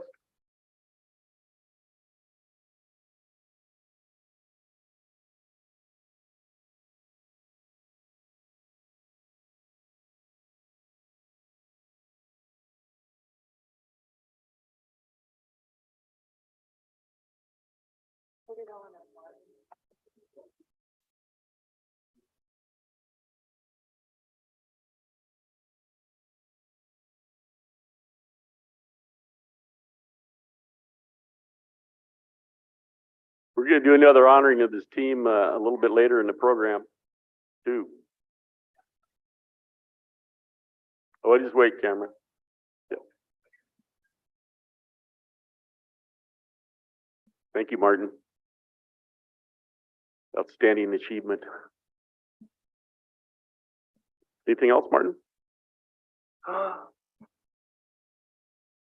No, for the sake of time and everyone else out there, thank you guys. I appreciate it. Always an honor to serve. Just always trying to do my best. Thank you. Thank you, Martin. Michael? Thank you, Mr. Chair.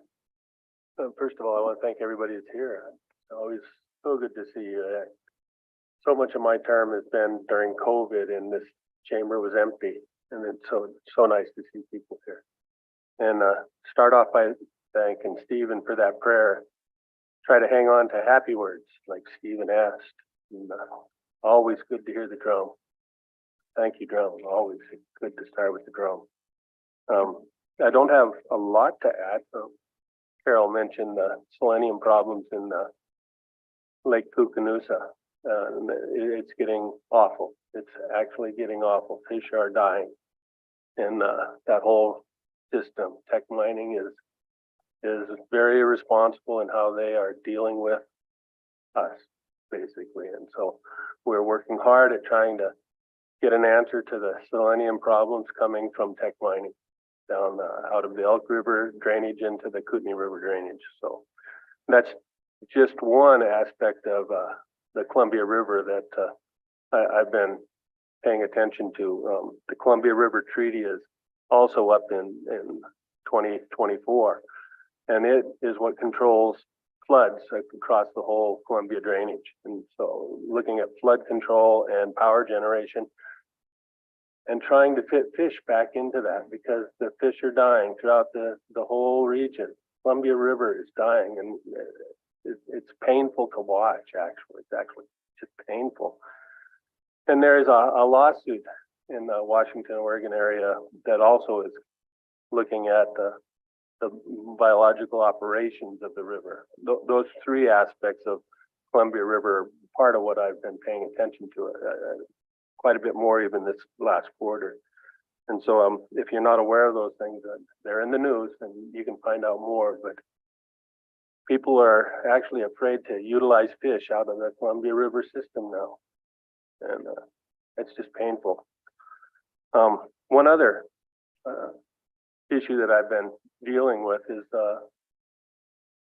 Public Law 638 started us on the way of contracting federal services so many years ago. And then, in the 90s, we started compacting under 638. Well, 2 years ago, a law was passed that amended Public Law 638 and trying to make it more efficient for tribes to get involved and for tribes that are involved to continue and to be able to access more services and employ more of our people across our regions. And so I've been working on the negotiated regulation committee nationally, representing our region here in the Pacific Northwest. That's taken a lot of my time in the last quarter. So that's one of the issues you might not hear much from the other folks about, but it's very important to our continuance in contracting and compacting under 638.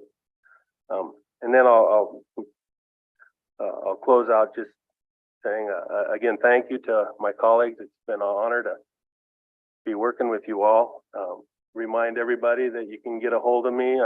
My phone number is advertised in the Charcusta 880-5524, and everybody's welcome at my district meetings that are the last Friday every month. So come on over to Hot Springs. Thank you, Mr. Chair. Thank you, Mike. Step back in time, go over there to check out Mike in Hot Springs. Bing, go ahead. Thank you, Mr. Chair. Es quite especial. And I thank Stephen for his prayer that he offers at all these quarterly meetings for us and to get us started. And it's been a good day. I want to start Buckshot Singers for their flag song that they did very well and always do.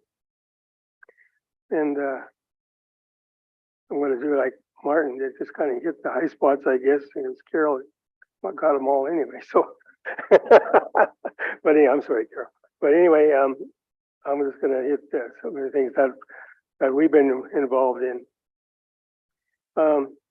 First of all, earlier this spring, we attended a Mansfield Metcalf dinner and meeting over in Helena with Senator Tester there being as guest speaker, and I think there's 3 or 4 council members that went over to attend this, and it was a good meeting. Also, they bring up some of the candidates that are going to run in this upcoming election, and they get to say a few words, and then they go down and they have a dinner later on.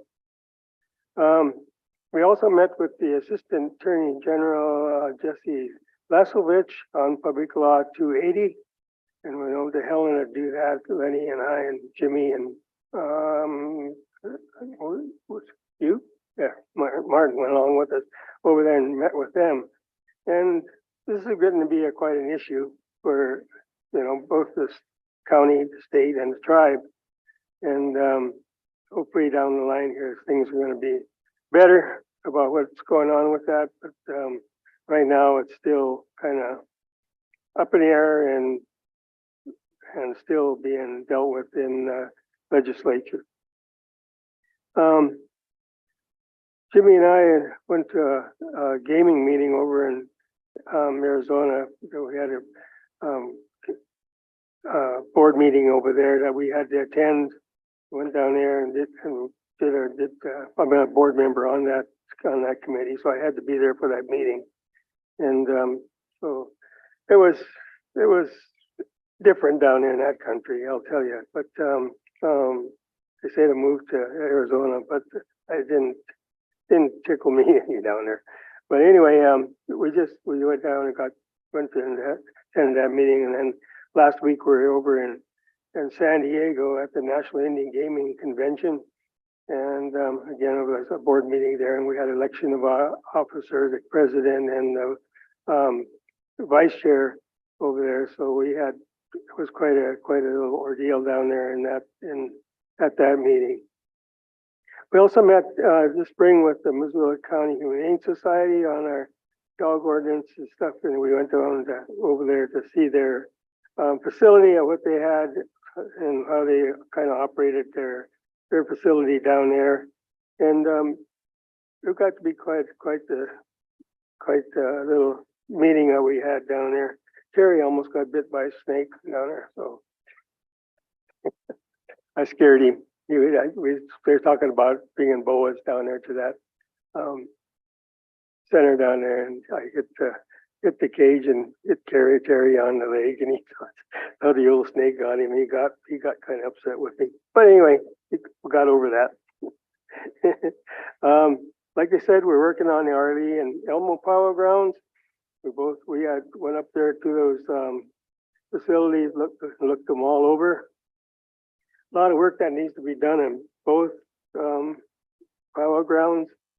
Hopefully, it won't be last minute deal on getting the work done, and so everybody will be able to have a good time up there this year. It was good up there last year, but the work that needed to be done up there yet is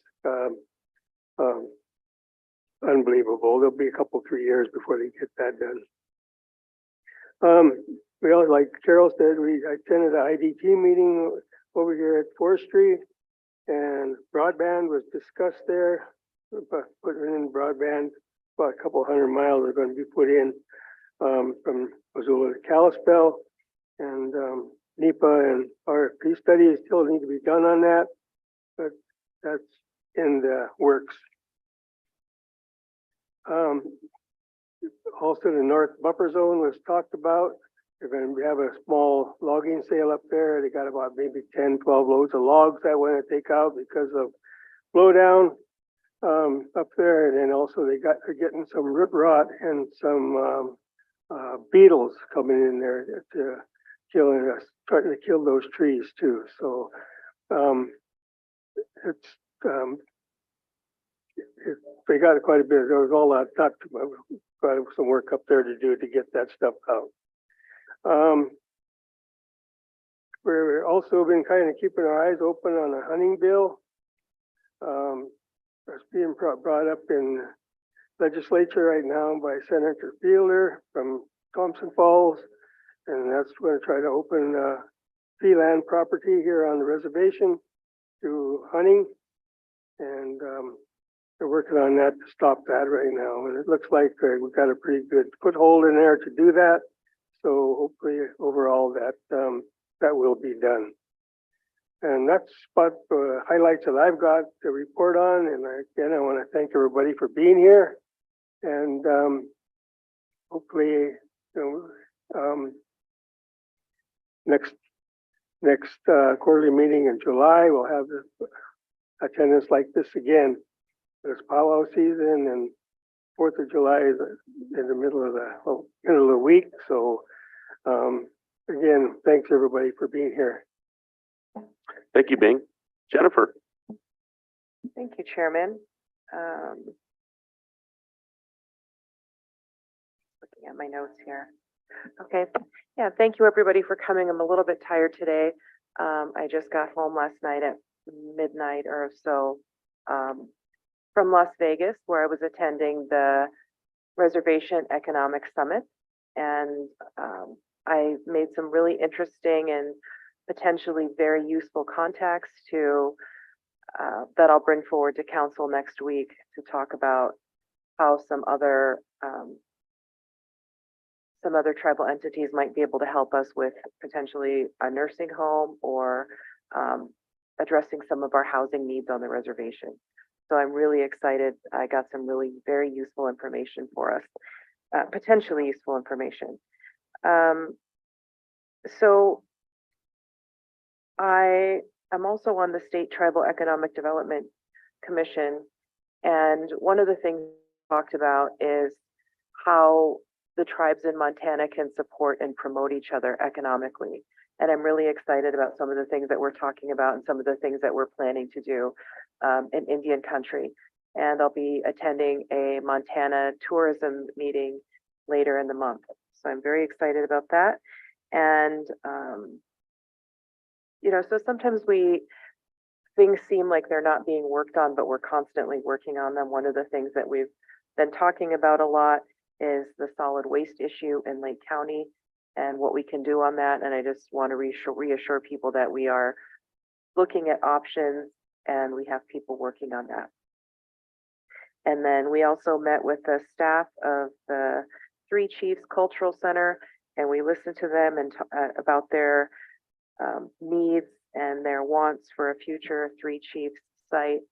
And so we want to make progress on that because it's been too long since anything's happened with that. So they'll be moving to a new site, but we're also talking about long range planning with that. And so, sorry, I just can't read my writing sometimes. Also, as Bing mentioned, we've been talking with Lake County about animal control issues, which affects all of us.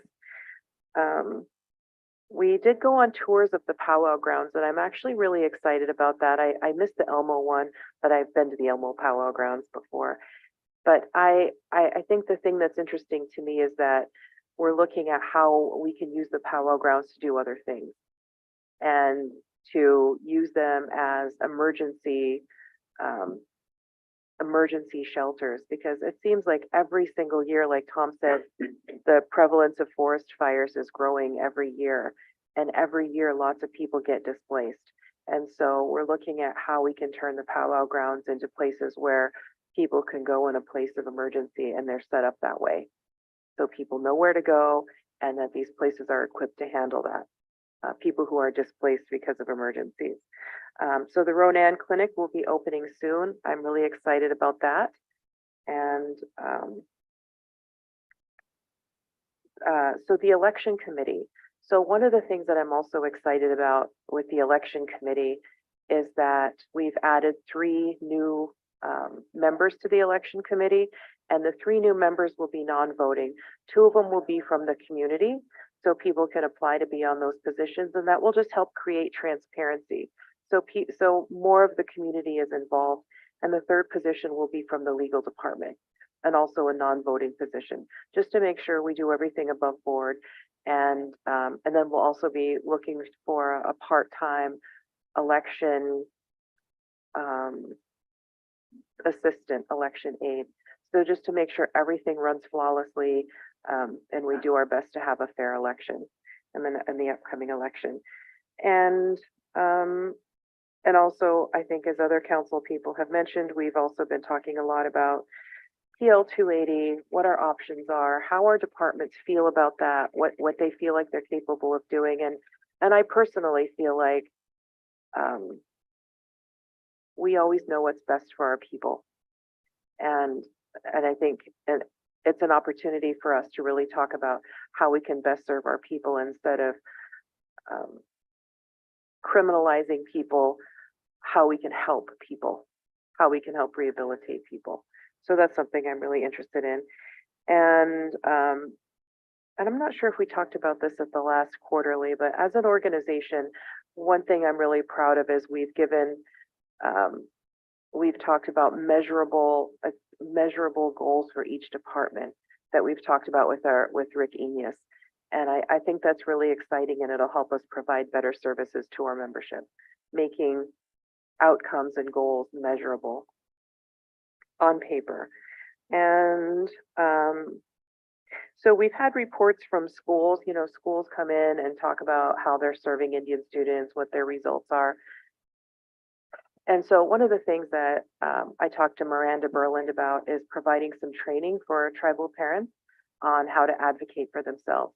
And I just think that would really be very valuable if, as a tribal parent, you know what your rights are and how to advocate for your children. So I'm hoping that they can provide that. And and then with tribal health, one of the things that we've asked them to do as a tribal council, and that they are going to do it, is to do a patient survey to get feedback from the patients and the people who use their services on how they're doing and what they need. And I'm sure that all of you who use tribal health have some ideas on things that you would like to see done differently. And I think it's important. So whenever that comes out and whatever form that comes out in, I really encourage all of you to participate in that, because your words have so much power. Because we can tell them, it has a lot of, we certainly all have our own thoughts, but when it comes from the people, it has a lot of power. And then, let's see. And then Len and I provided testimony on House Bill 2 to the Health and Human Services Appropriations Subcommittee to advocate for continued support of WIC and prevention programs and public health emergency program funding. So thank all of you for coming. Sorry if I seem a little bit loopy. I'm just a little bit tired today. But I'm glad to be here, and it always feels good to see people come to quarterly. And thank you for all the beautiful songs and prayers, and again, always I'm really grateful for my colleagues. I just feel really proud to work with a group of people that I work with. And I think that in my work, one thing I always keep in mind is the most vulnerable people among us, the people who can't advocate for themselves, the people who don't always come to tribal council, that we have to always advocate for them. Thank you. Thank you, Jennifer. Ellie? Thank you, Mr. Chair. Welcome, everybody. Thank you for being here today. With May 5th right around the corner, which is the National Day of Awareness for Missing and Murdered Indigenous People, I'd like to just dedicate my update to that topic today, and several issues on that front. Recently, I've been able to provide testimony on a couple of the bills in front of legislation this year. One of those is to revise and extend the Montana Missing and Murdered Indigenous Persons Task Force that I sit on. One is to urge Congress to fully fund public safety and law enforcement agencies, programs, services, and activities within reservations. The third is to establish missing persons response team training grants. And the fourth is to request interim study on missing youth, since that's such a large population that goes missing. And additionally, was it last week, I was able to sit on a roundtable discussion and provide presentation to the VA that they put out nationally. So hopefully help to educate 600 folks in that regard. I'll be doing a presentation for the Providence Healthcare Network in Missoula, and then again in Polson in the next few weeks. And then I'm really excited about another event that we're working on. But before I get into that, I'll just let you know that as of this morning, we have 172 missing individuals in the state of Montana. 42 of them have been identified as Indigenous, which makes up 24%. And so one of the things we're doing is a 5K walk run. So raising community awareness and promoting individual engagement and prevention are two really important actions that we can take. So to support that effort, a collaboration of partners from across the reservation, along with the Rising Hearts Running for Justice Initiative, will be hosting a 5K walk run at Salish Kootenai College on May 6th. And this will be in conjunction with the designation of May 5th as the National Day of Awareness for Missing and Murdered Indigenous People. This is one of the Rising Hearts Running for Justice walk runs, and taking place across the nation and being supported by them with online registration and promotions. Rising Hearts is an Indigenous-led grassroots organization committed to the heart work in elevating voices, supporting efforts for social, climate, and economic justice. Reflecting the spirit of the day, it is being called Step by Step, We Remember.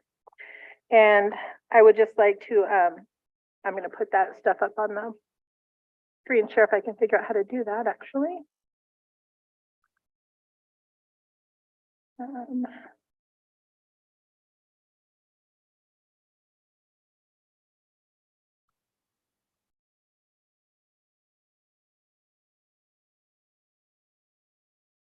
Can you? I can't see one on top right. Look.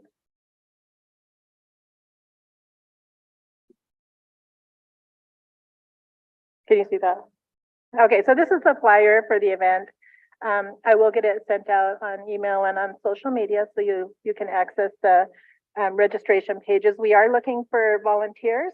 So to register to walk for the event, you need to just go to events.elitefeats.com/23justice, or you can register on site the day of.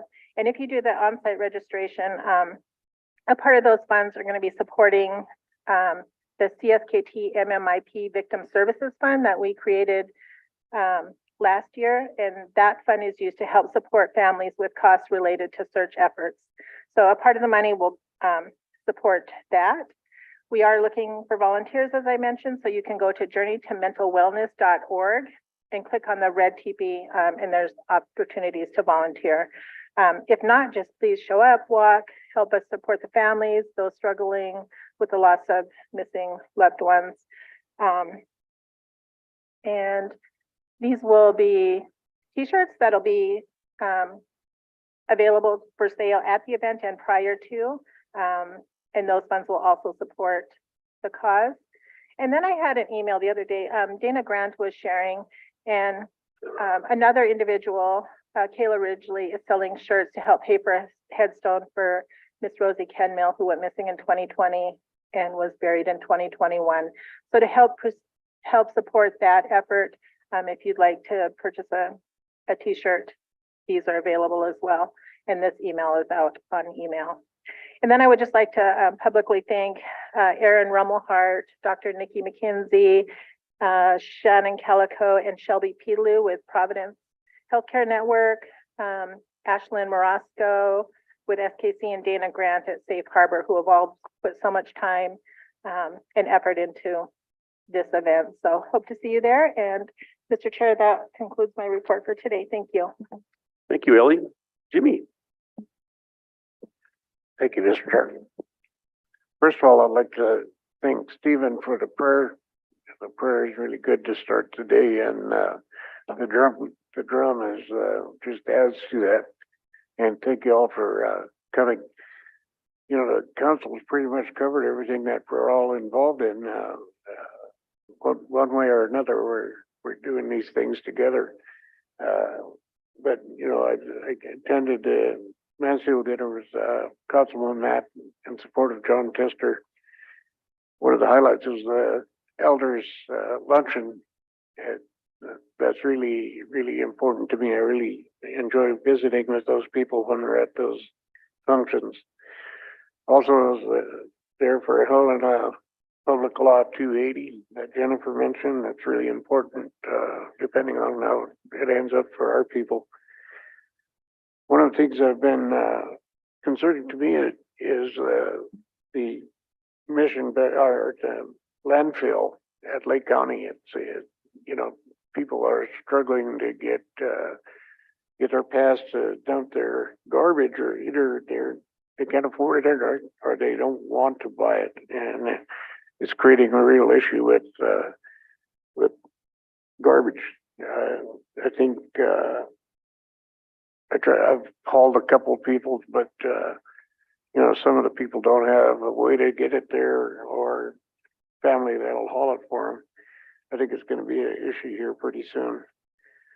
Another highlight of mine was I attended a Sailors Conference in Spokane, and that's always good to see the work that they do and the work they do with the children and the people that attend there. It's very interesting. I got to participate a little bit with Stephen Swalson, and it was fun. And if you've never seen Stephen do a coyote story, you need to do that. It was very interesting. Also attended tribal leaders meeting in Helena with Councilman Tutti. That's very interesting, and a lot of some grants that I think we could probably use. They're offering a very interesting meeting. The gaming conference in San Diego that Big talked about, I had the opportunity to work with Jennifer Denivo and Sheila Matt, looking for ways to highlight gaming or to enhance it, to change it a little bit. It's been pretty stale right for the last few years. It just right where it's at, it hasn't moved. So I think if they could add some of these new class 2 machines that they showed, it would be interesting for gamers. The other things I looked at, I looked at was for sports betting, but that's a class 3. So depending on if we ever try to get a class 3 compact, we probably won't be doing sports betting. But it's really interesting. I think it's really it'd be a really good deal to put into casinos if we could get to class 3. Last thing I wanted to talk about is I watched on TV this morning that Marquesa, I guess her name is, Fisher, doing that on TV about the safety of Highway 93 going through our league. The speed, you know, the cars that don't follow the speed limits, it's a real safety issue.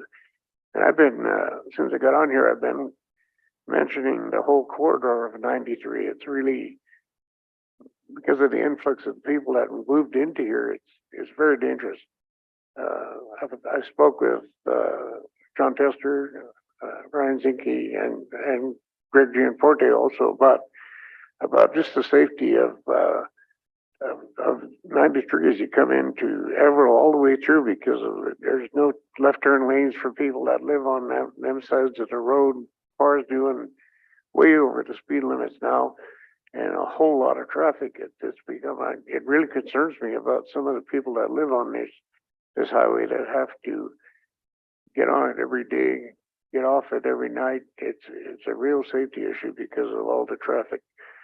And that really concerns me. I'd like to keep working. I'd like to meet with Department of Transportation on that and get, just do a kind of a tour of safety issues I've seen over the years as they built the highway the last time and then, never considered people that live off them turnoffs on them highways. It's really concerning. Also, I've been, trying to figure out a way to, working with Ellie and some of the other council to, figure out ways about the fentanyl and drug issue here on this reservation. It's really concerning. We're losing people over it. We're losing kids, and every time I hear of an overdose, it just really, really gets to me. We got trying to figure out ways of educating children to it. Schools, something Donna Richard is doing some work on it, and I'm going to meet with her and try to see how figure out ways to combat this with the police department. They're doing their job.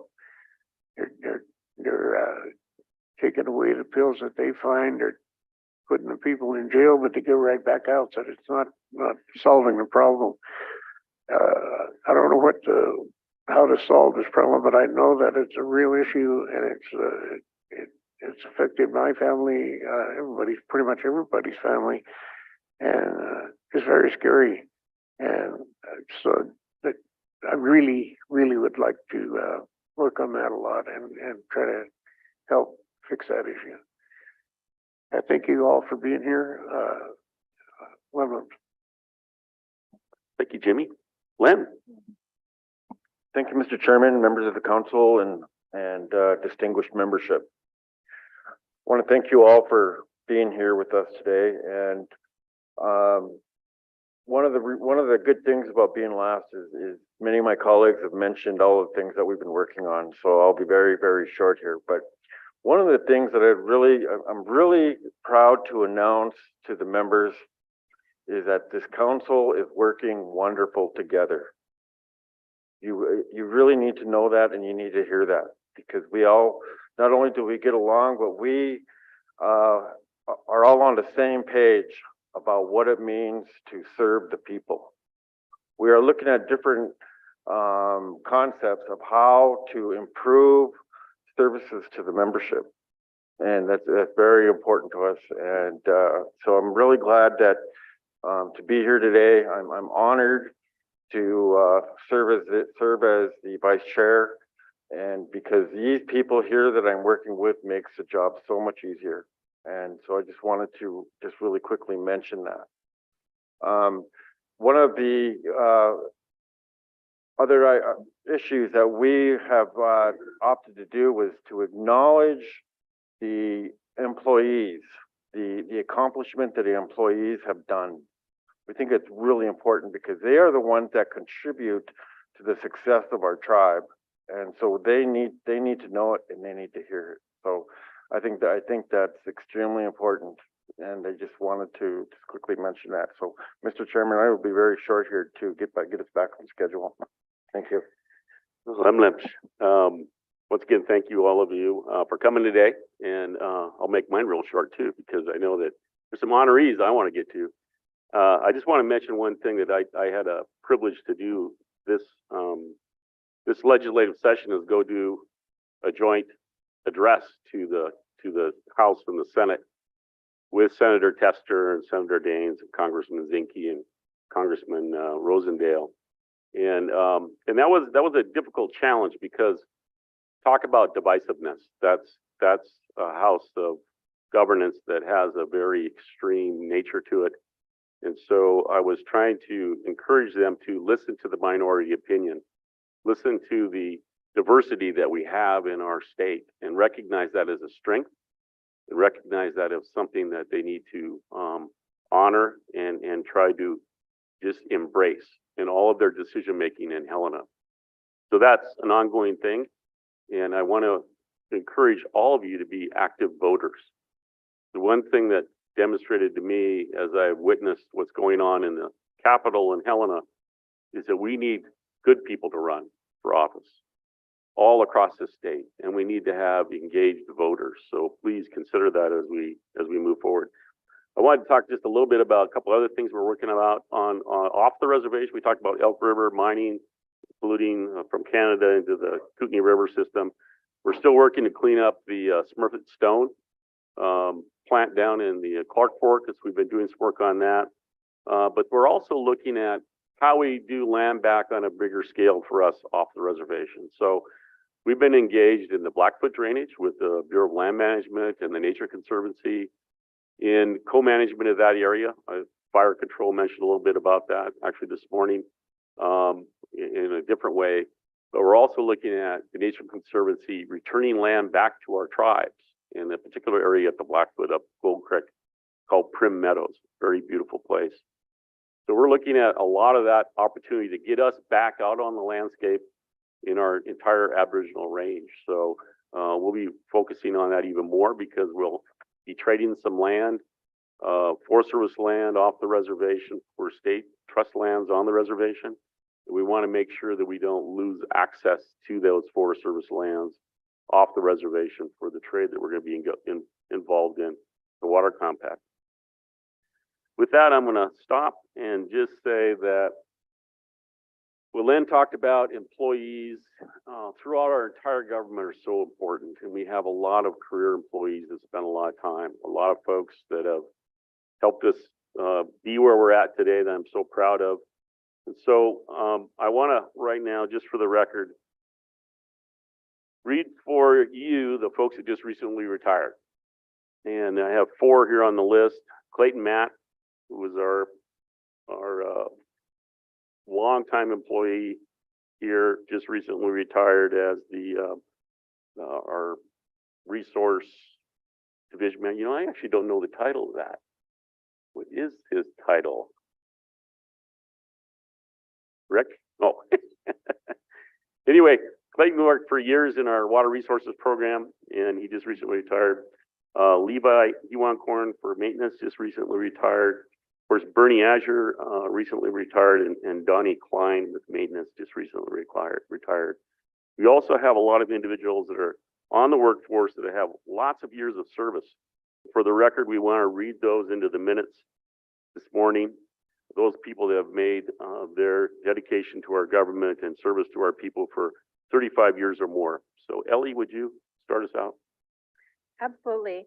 Lawrence Kenmill, Albert Plant Senior, Mike Derglow, Albert McLeod, Renee Camel, Steve Ashley, Ed Dumont, Abby Dupuy, Mark Padilla, Randy Ashley, Lorraine Stevens, Greg Funk, James Westerman, Mickey Fisher, Renee Joachim, Donna Derglow, Wanda Solomon, Cheryl Steele. Martin? Thank you, Mr. Chair. Nancy Shaw, Gary Acevedo, Billy Felix, Ruth Swaney, Bing Matt, Sue Lawson, Charles Morjo, Natalie Kinmill, Marie Trojan, Mona Ebensteiner, Gwen Claremont, Joanne Westerman, Leonard Grenier, Barb Mann, Richard Berlin, Donna Mitchell, Loretta Kayai, Steve McDonald. Thank you. Thank you, Ellie. Thank you, Martin. So now we've thought about it very carefully on trying to pick out representatives that really are outstanding for this last quarter. And we want to call those folks up one at a time and recognize them and honor them. And I'd like to start out first with Bernie Azure. So if I could please, Sam, are you gonna say a few words for Bernie? Come on up.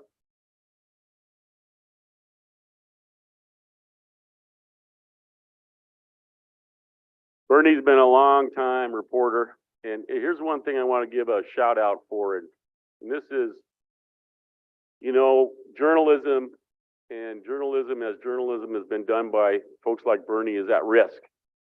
You know, free speech and journalism is critical. The written word is critical for information. And so, the career like Bernie's done is so important. It's meant so much to our tribes, for our paper, and for everything that he's done. So go ahead, Sam.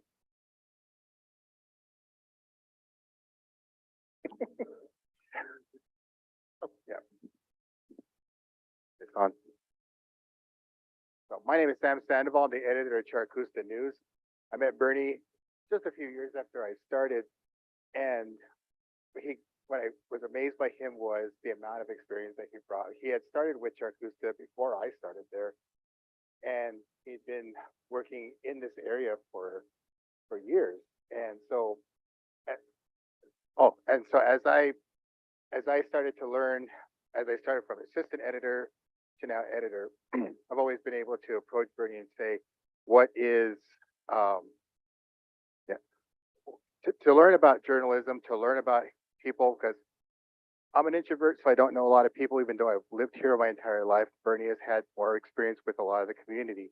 And it's been really difficult in a way because since he's retired, the connection that we've had with the Elders Committee, with the natural resources and whatnot has really gone with him.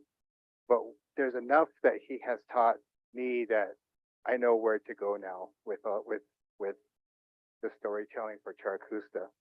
And there's just also a lot of life experiences that he brought to Charcusta and to myself, not only with his work in Missoula, with the Valley Journal, with other places, but also working at Charcusta for so many years.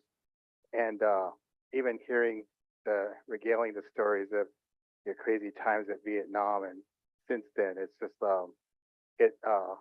I get to live vicariously through him. So, but he's been a really good friend, a really great mentor, and a really great teacher. And I am so honored to have some words and to tell you that you'll be missed, and you are missed. And just it's been an honor to work with you and to see your work and giving the tribal voice to journalism in the area, in the community, that sometimes is really lacking in other news regs that are in the area. So I applaud you, and we miss you. So thank you very much.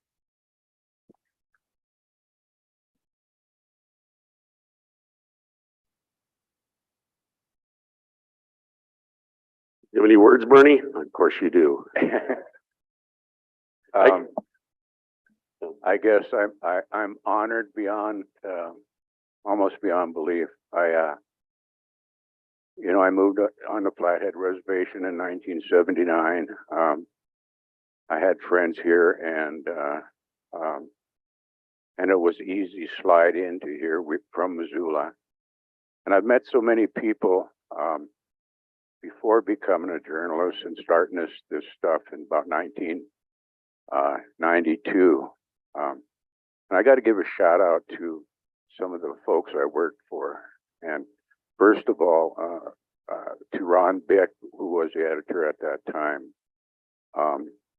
He kind of greased the wheels to get me in. I had the credentials and all that kind of stuff, but I just want to thank him for getting me involved in Charcusta.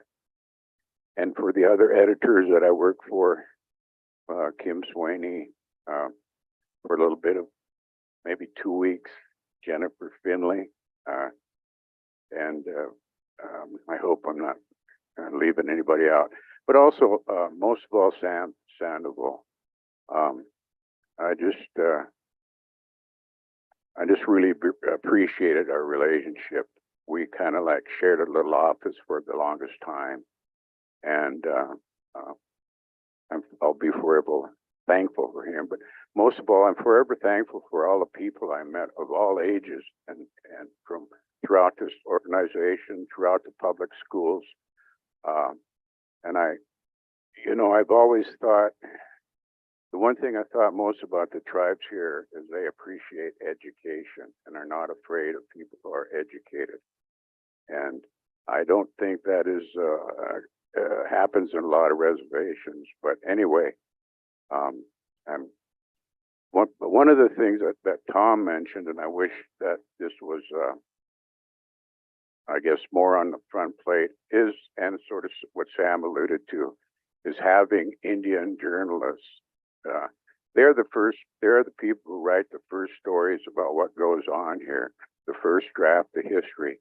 And I think Indian people, talking about Indian people, it comes from here. I know it comes from here with me, from my heart. And I just think that the Indian people are rare, are survivors. We've been through a lot, and we will go through a lot. And I just think we have to have people who tell that story in the first draft of history, they call it. And the last thing I'd like to say is I am a political person. I think we're in dire times here politically in this country, in this state, and a certain party is going after those who they don't think are like them. They're trying to make us all alike, and we're not all alike.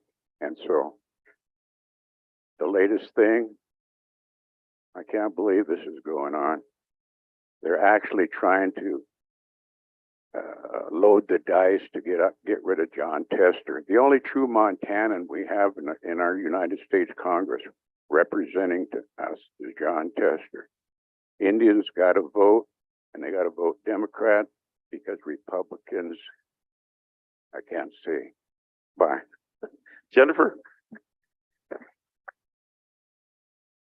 Well, I just wanted to say a few words about Bernie Azure from the High Line, who is the best dressed man I know.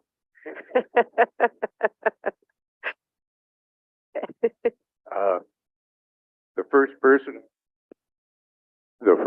I met from the res here was Mary Lucy Parker, and she told me years later, "You're the best looking Indian I ever seen." I told her, I said, "You need to go to some other reservations." Well, Bernie, your work is so important here because 100 years from now, Bernie, when we want to look up information about ourselves, people 100 years from now are going to be reading articles that you wrote about us. And newspapers are so important, and particularly tribal newspapers, because they're historical documents. They document the history of a people. And Bernie Azure has done a beautiful job of documenting the history of our people. And when white journalists come here, they write about us. And when people like Bernie write stories, he's one of us. And Bernie, you're my favorite writer. I love reading your stories. I love reading anything you write. And I hope that in your retirement that you write some books. Thank you, Bernie. Thank you, Bernie. Bernie is the only journalist that's made me cry. And it was from a photo he sent me. It was a private collection and a caption that he put underneath it. And I can't share it with you. Yeah, go ahead, Lieutenant. Mr. Chairman, I also want to acknowledge Bernie's service. He's a Vietnam veteran. Bernie, thank you for your service. Thank you, Bernie.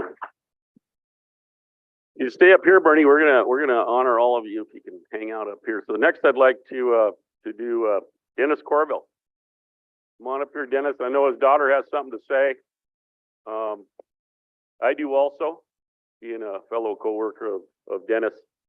And this is pretty relevant with the other audience here that's here today, the wrestling team. But one of the things that Dennis and his water resources work, I don't know if you know how hard they work when they measure water and the dangers that they put themselves into all year long when they're out there in the stream. I don't know how many people here can stand in the stream for hours at a time, every month, all year long, doing water measurements or doing that kind of field work, but it takes a lot of dedication, special person to do that. But one of the things that I want to say about athleticism is that a lot of times people learn their work ethic, and that's one of the things we've been so blessed with is just really such hardworking employees. And when I watched Dennis in high school wrestle, It was incredible to see him take on the heavyweights that he did. And, you know, I was actually impressed by in Seattle, the Sounders, the soccer team there. The crowd gets so involved that they actually pick up the people yelling and stomping on the seismic measurement devices in the greater Seattle area from that stadium. When Dennis was in high school, he got the crowd so wound up in the high school gym there in Ronan, our new gym that we built there in the late '60s, that the trophy case in the lobby collapsed. That was because the crowd just couldn't wait for Dennis to get out there and wrestle, but he'd be taking on gentlemen twice his size and pin them. But that work ethic that he had at that point in time really demonstrated his ability, and it's carried him forward through his whole career. And I want to thank you for that, Dennis. That's one of the highlights of my youth is watching you as a elder statesman in my school. So I want to thank you for that.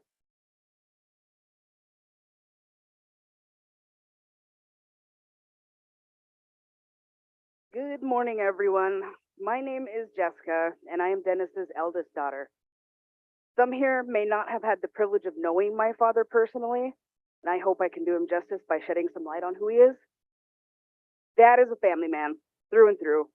He and Mom worked very hard to give us, their children, every opportunity in life. The man's work ethic was and still is incomparable, which in my mind makes him an awesome role model. We didn't realize growing up, but now that we are adults with our own careers amid the tribal workforce, we can appreciate him for all he did for us. He is not the type of man to expect to be honored like this. He has no sense of entitlement, unless you're playing him in a game of cribbage. To Dad, it was always, I'm doing my job, no fuss, no muss, but always with a smile and some nerdy dad jokes. He assisted in revolutionizing the program that both of my sisters are now an integral part of. He is the type of person we should all look up to and aspire to be. I feel incredibly lucky to have him as my dad and have never been prouder of him than I am in this moment, seeing him being given the recognition he deserves. Thank you.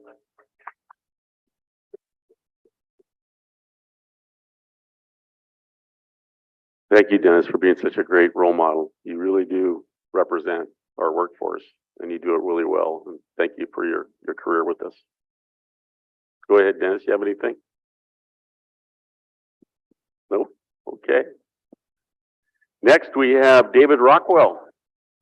There's times that, you know, we have folks that have been employees, left, and been contractors, have been volunteers, been community members, been organizers, been on our friends groups, been teachers, been at, you know, I just can't, the list goes on and on with this gentleman right here. So go ahead, Steph. Thank you, everyone. Good morning, everyone. I have been given the honor to honor this man, and getting him here was a feat. I'm like, we've been trying to honor him for a few months. I'm like, how about this month, David? Oh, I have an important hunting trip that I can't reschedule, which, and he does not love to be in the limelight, so this is going to be good for you. I did have to get some help. Thompson Smith was very helpful in providing information, and also Barry Hansen with our fisheries program, because I was 2 when you started working for the for the tribe. But I was very fortunate to be within his last project. So it was amazing and an honor to work with you on the Bison Range Museum remodel. So every time your ears burn, it's me acknowledging the hard work and amazing work that you've done within the visitor center. His dedication, he was also made sure to get up when we opened our gift shop, and he was our very first paying customer. So I have that photo of, we took a photo together. So for decades, David Rockwell has been an unsung hero for his community. His work has been astonishing in its quality and quantity, for more than we can take note of here today. But we're going to try, and Tom will definitely fill in the holes that I missed. David has worked behind the scenes in true spirit of service, never blowing his own horn, ever. And always bringing wonderful solutions to difficult problems, always producing materials of the higher standards and professional excellence. And is also a very great, courteous person with always a positive, constructive, and respectful presence at meetings and projects. Throughout his work, he's an independent contractor, not a CSKT employee. He's done amazing things and has been a crucial team member for the past 46 years for the tribe. And I'm just going to kind of go through a few things. He began his work in the 1970s when you were a student at the University of Montana. He became involved in the careful, respectful work done by many dedicated people, carrying out the vision of the tribal elders and our tribal, the project to protect the sacred Mission Mountains. And in 1982, the Tribal Council established the Mission Mountain Tribal Wilderness, which was a first wilderness in the nation. You can learn about this history in a great little book that David wrote about a few years later. But as Tom noted in the notes, in typical fashion, you could read it twice and find no mention of David himself, other than he was the author. David has worn many hats. He served as an aide to the Speaker of the Montana House of Representatives, and then went on to work for the Flathead Basin Commission. Within our natural resources program, I cannot tell you how many times a day probably I use the programs that he has produced for our natural resources program. So he helps me do a better job. He worked with Jermaine White and did incredible work on the technical, scientific, and creative work, producing 3 award-winning digital education projects, combining cultural knowledge with teaching and scientific understanding. You can find these on our website, Fire on the Land, Explore the River, our Animal Field Guide, the Living Landscape Climate Education Project, the Lower Flathead River Interactive Map and Resource Guide. He's just amazing work. So he created all 3 of these as DVDs, interactive DVDs. And then I don't know how, but we convinced him to work diligently on digitizing them. So now they're available for educators on websites. So that was amazing. And we are very thankful for that. So we can continue to use them. In the 1990s, after CSKT took over the forestry program from BIA, David was enlisted to help the team develop a new plan for management of the reservation forests.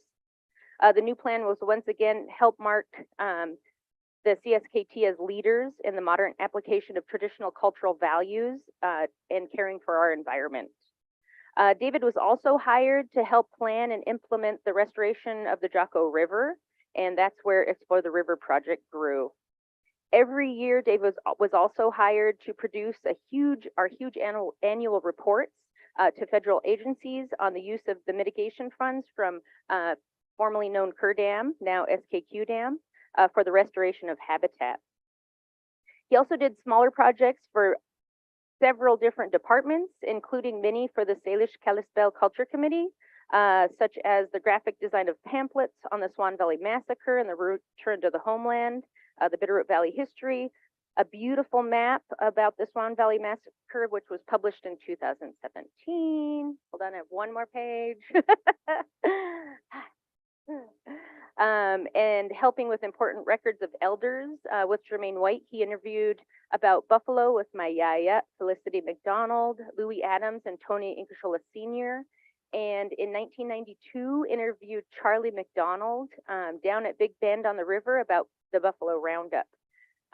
So many important projects that help us preserve our culture, which is amazing. So within the fisheries program, he led a large team and wrote the Flathead Sub-Basin Planning, produced the 2014 Flathead Lake EIS. A couple brochures he worked on was the Contamination Advisory brochure, the Native Fish Keepers brochure, worked on several angling videos, and then the Jocko Restoration Plan. Also received an award, which I didn't have this on, from the American Fisheries Society. Is that correct? You don't see, he doesn't even remember. We'll give you a copy of this. And we didn't put the blanket on you because you'd be sweaty by now. Meanwhile, David found time to author several fine books of his own, which amazing research had gone into these. Giving Voice to Bear is one, and the Whisper and I put that in our Amazon cart. There's only 6 left, just so you know. The Nature of North America, The Glacier, A Natural History Guide. And because of David's amazing work, there was sheer panic when he told us he was going to retire. And our project went a little longer than it was supposed to. And so maybe 6 months, but he kept telling me, I was supposed to retire in November. I was supposed to. And so I'm very honored to have worked with him, but I have so many projects I would have loved to work with you on. David is obviously disciplined and organized person, and this shows in his as one of his amazing qualities and one that we should all try to absorb. David and his wife Nancy raised their 2 amazing children, Isaac and Addie, in a little stone house in Dixon, surrounded by their amazing gardens overlooking the river that David fishes countless times. Addie now is a lawyer and a valued member of our Tribal Defender's Office, and a mom, which that's David's new retirement, is enjoying being a grandpa. So this is from Barry Hansen. David is one of a kind with amazing skills and dedication. So much of the documentation we've done it within the fisheries program was facilitated, made understandable, and appealing through David's expertise. His contribution has been invaluable. So lemlemch, David, for your 46 years of hard work and dedication. One additional project that David worked on that was an excellent project is our NASA grant we obtained, and he worked with Jermaine on it, the Living Landscapes Science Climate Change Project. It's for Native tribes all across the country, and a valuable interactive project. You can go to the college website and find that one.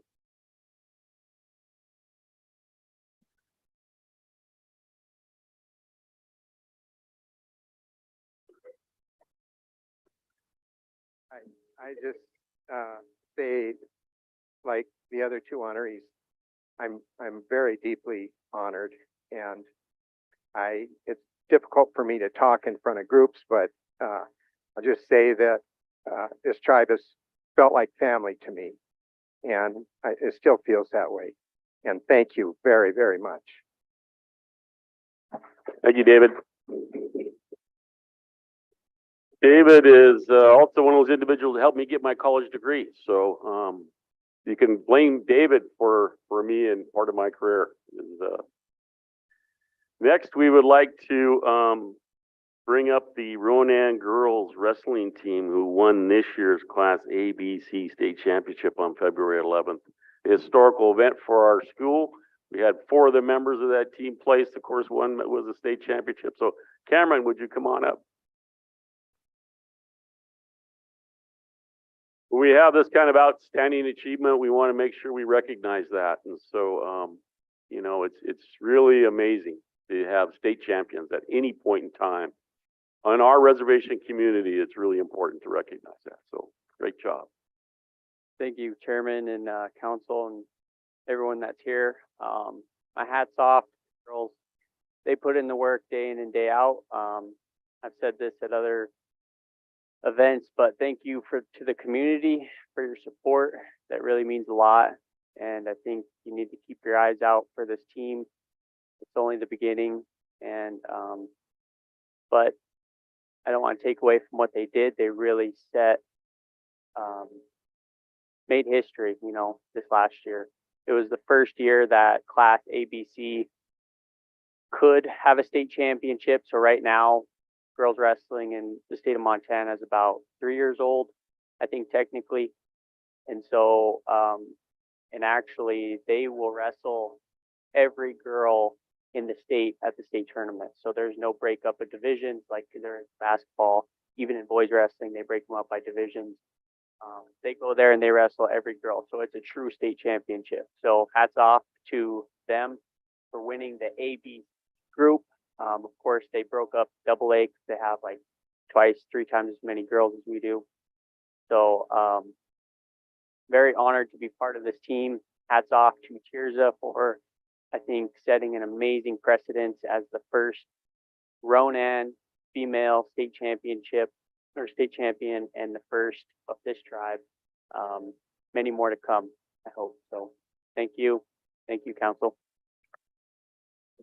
And sorry, one more thing. I have a picture to dedicate to council of the girls in front of the mural that I believe Cameron did at the you guys probably can't really see that at the school there. So it's all the girls with their ribbon skirts and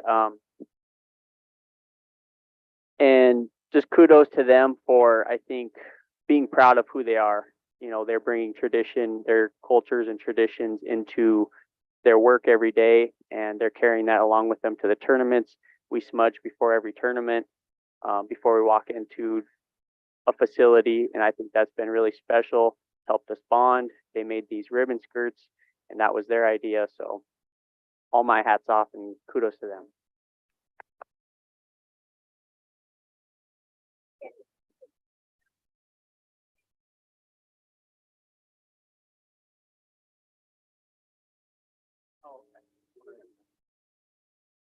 So I guess come up here one at a time. And we don't have everyone here today.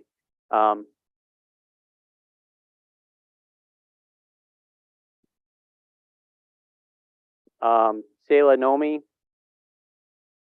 Carol has, oh yeah. And Destiny Finley with Bing. Go that way.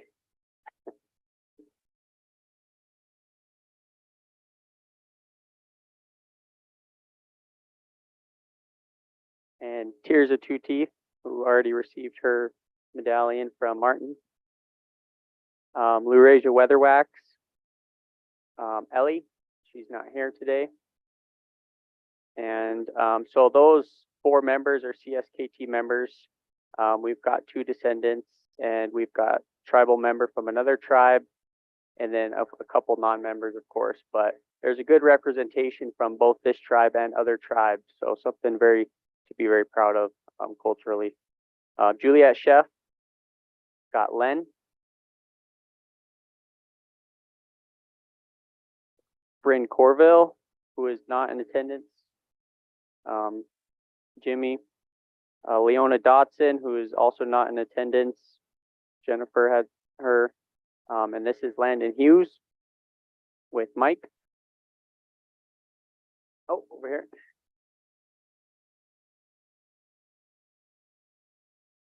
And then the last one was Katie Dolence, who is also not in attendance.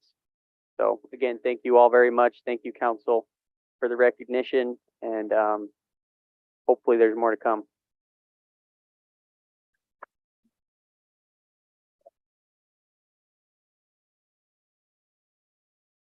We would like to have an honor song now.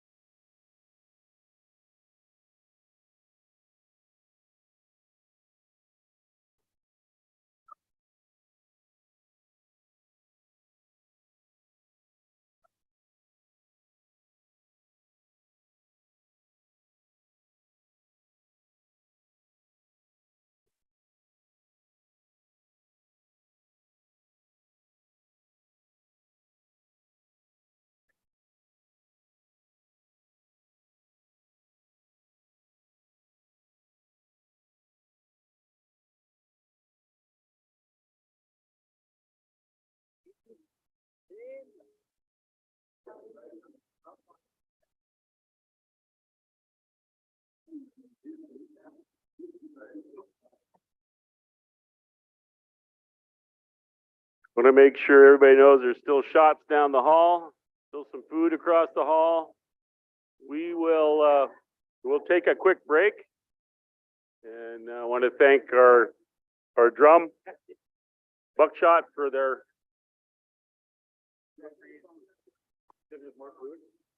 Still more food. No, there's more food. There should be more food. And shots, maybe. But we'll take a quick break and then we'll reconvene for our ARPA, emergency home repair update, and the 3 chiefs in Ronan Health Center updates by Patty Hibbler. And then we'll have open floor comments.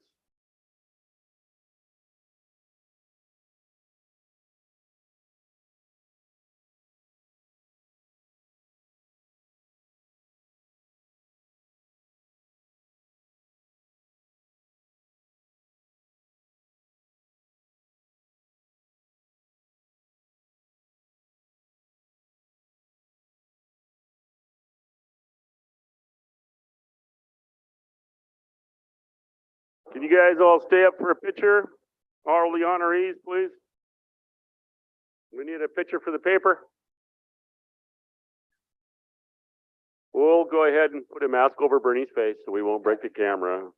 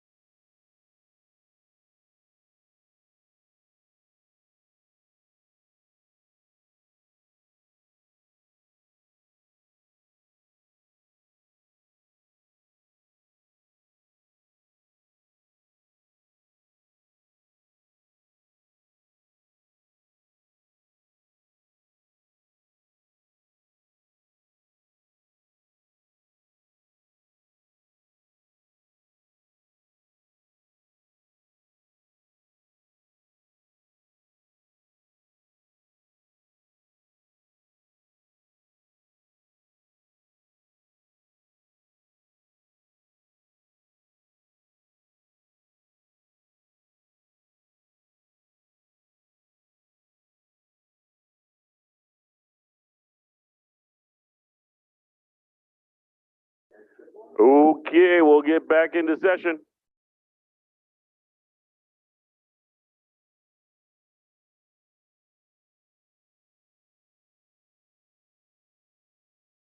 Okay, we have our ARPA emergency home repair up next. Patty?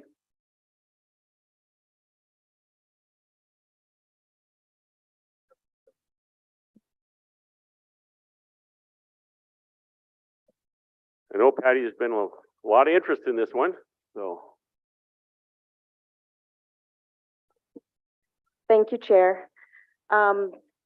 Yeah, so I'm Patty Hibbler. I'm Director of Tribal Member Services, and there has been a lot of interest in ARPA. I think right now we have about 300 applications. We're in the process, I believe this week, hiring a home inspector. Our goal is to make sure that we're addressing the houses with the greatest need first as we begin to contract for those projects. The ARPA funds and that project for individual home repair is being run through DHRD. Right now it's being overseen by Tracy Couture and Patricia Corshane. So if you have questions, please give us a call. Feel free to call me. We ask people that you get your application in as quickly as possible if you have individual home repair that your home needs. We are focusing on the repairs that are the most urgent and emergent. We've done a lot of repairs already. A lot of our focus has been on roofs that have holes in their roofs that have caused lots of mold, etc. You heard Dallas talk a little bit ago from DHRD regarding the ARPA funds and the priorities. Really looking to serve individuals who are homeowners and live in their homes. So not a second home or something you rent, but the home that you live in. And our priority is elders. When is the deadline? I mean, where are your deadlines, sir? There is no deadline right now. We're in the process of evaluating those applications, putting them in some priority order. If something comes in that is more urgent, we'll bump it up to the top. Our goal is to have all of the assessments and the majority of the work done or contracts in place by the end of 2023. Work can still happen in 2024 under those funds, but we're trying to get through the majority of the funds by the end of this calendar year. Okay, well, good to know. So people need to get in as soon as they can and have their work assessed for the priority that it might fit. So thank you on that one, Patty. Any questions Absolutely. from council? Any questions from anybody in the audience? Yeah, go ahead, Carol. You know, prior to this, I'm not sure when this all came out. I thought it was a while ago. But there were people on the list, I mean, that were like, and I think you know who I'm talking about, had a roof issue and now mold issue, and they had been in the process for quite a while. Where are they at in the process? Do they have to start wherever you guys place them, or is it date? Yeah, it's all based on the urgency of the need. So if they already have an application in, then that'll be assessed and then move forward through the process. Okay, at one time they not only had an application in, but they had a contractor. And it wasn't done at that time, so I'm hoping that it gets done. I know they have a sick child and. Yeah, we can look into that. Thank you. Absolutely. Thank you. As long as you're up, could you do the health clinic update for us? Yeah, Ronan Health Clinic. So Ronan Health Clinic, as you know, has had a lot of media in the last week, which is a little exciting. I'm going to call it phase 1 and phase 2. So phase 1 with the Ronan Health Clinic is scheduled for a grand opening on Thursday, May 4th, between 3 and 6 p.m. So please put that on your calendar, plan to attend. We will be doing tours of the clinic. So you can kind of see what it looks like and in the areas you won't get to normally see. Uh, it's, right now, Tribal Health is busy moving in their furniture, all of their equipment, testing all of the databases, which take weeks to get online and get the systems up and running. They will begin with a 2 to 3 week kind of, I'm calling it soft services. And that really means when they're just going to take a very small number of clients or patients in order to really test the system. So we're going to need to make sure all the equipment's working properly and the databases, et cetera, are working properly. And then we'll be open fully for services probably by mid-May. This month is really for the move-in process. So that's phase one. And phase one is at the Ronan Health Clinic is being geared to women and children's services. So I think what's exciting is there's already conversations with other health providers to bring in specialty clinics. Tribal Health's been very diligent in looking at their data for youth and determining where there are clusters of medical issues or concern for kids, and do we need a specialty clinic? So for instance, that we've been able to determine that there's a fair number of youth with breathing issues or asthma, and they're working with clinicians in Kalispell to bring in, I don't know what the rotation will be, but you know, maybe once a month or every other month to do a specialty clinic with those specialists. So I think that's one of the new differences in how we want to operate services at the Ronan Health Clinic is really focus in those specialty areas for women and children. So that's exciting. So May 4th between 3 and 6. Phase 2 is what got talked about a lot in the media in this past week. And thank you, Chairman, for your interviews with some of the media. What happened is MoFi, which is our intermediary company to bring in new market tax credits funding to this project, issued a press release, which then got a lot of calls to CSKT about the Ronan Health Clinic and about the addition, or what we're calling phase 2.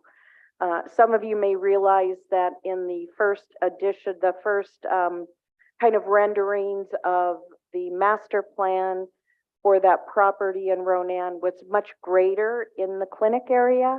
We ended up having to cut some of that back due to funding. Now that the new market tax credits were able to be utilized by CSKT, it allows us to expand in some of those areas that got off the drawing board. The focus in the expansion is to add a physical therapy space and then also fitness to the Ronan Health Clinic. So that's what I'm going to call phase 2. So we kind of keep the two phases separate.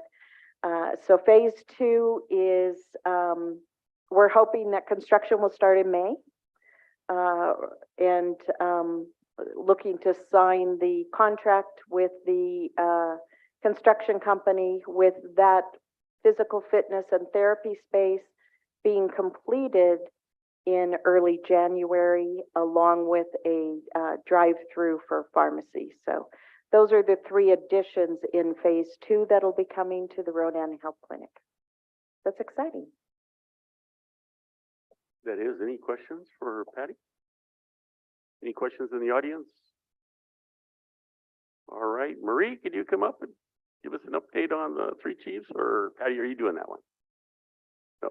No, Marie's going to do it, but Okay. You have more, okay. I'll just start by giving a little bit of background. So with the building, which was a former glacier plank in Pablo, we of course have we have full ownership of the property. The bids are out and the bids are coming in. I understand with property and management, we're hoping to contract for the renovations on that building in the next couple of weeks, and renovation should begin immediately. And I know Marie has kind of a vision for what it's going to look like there, so I'll let you talk about that. Awesome, thank you. Lemlem Specia, we are preparing at Three Chiefs, where we've started packing things and going through things and getting everything ready for the move. We hope to be moved in by mid-June. And the facility is a two-level facility where the upstairs will have a couple office spaces, the gift shop, and two sections that are being reserved for exhibits. One of those being the enclosed office that when you first walk in off to the right, that'll be an exhibit in there, and then also next to that, we'll have additional exhibits so that we can continue to tell our stories through our exhibits. And then downstairs will be the curation room, the facility where Jerry will be there to work on artifacts or the collections that are coming in. That'll be her office as well. The vault downstairs is going to be renovated and made safe and secure so that the artifacts that are in storage in Helena, those will come home and that's where they will be stored. Those items will be in the vault downstairs. Upstairs in the vault that's being renovated, we will put the paintings that have been restored, the photo collection that's coming back in the fall, along with the negatives and any other historic papers. We'll have education classes downstairs, along with the education coordinator's office space. And so we'll be fully functional with all of our positions from my position as director to the gift shop manager. Her space will be upstairs, education coordinator and curation technicians downstairs. And currently we have one intern through the DHRD program that's helping us with data entry, and then Amy, who comes from the IMLS grant that we're working on, and she's actually doing training to Jerry to help her learn the museum ethics. So, but that's where we are. We're getting excited to move. I've worked with the highway department. They're putting up signage for us about where the college is, just north of the overpass. There'll be a sign there that lets people know that Three Chiefs is the next left. And then coming south, there'll be another sign up there showing where our turnoff is. And then we are preparing for additional signage. Once they turn off by Pablo IGA, we'll have additional signage that guides the visitor to be able to find us. So that's where we're at. I was wondering about that. You'll have signage on the old highway. Yes. Yeah, okay, cool. Yeah, Len? Thank you, Mr. Chairman. So just another suggestion, Marie. Yeah. If we can get, because it's only accessed on the southbound lane, if we can get some reflectors or something right on the road there, because that road sneaks right up on you. It does. And you don't usually know until you pass it. Yeah. So if we could put some reflectors there to show that there's a road there, and that's where Three Chiefs is, I think that would be very helpful. You bet. But you bet. Just, I'll just do my that. thoughts. Yeah. I'll contact Chad from the highway department that I've been working with and ask him to put up some reflectors. All right. Yeah, Thank you. Thank you. Thank you. I did ask for a center turn lane, but he said that wasn't his job. Above his pay grade. Yeah, it was. But yeah, that's where we're at. Thank you, Len Lynch. Any other questions? Questions from the crowd? Hold it down out there, will you? Come on. You're right, hold it down. Okay, well, thank you. Yeah. All right, I will open up comments from the membership. Anybody? Leroy, come on up.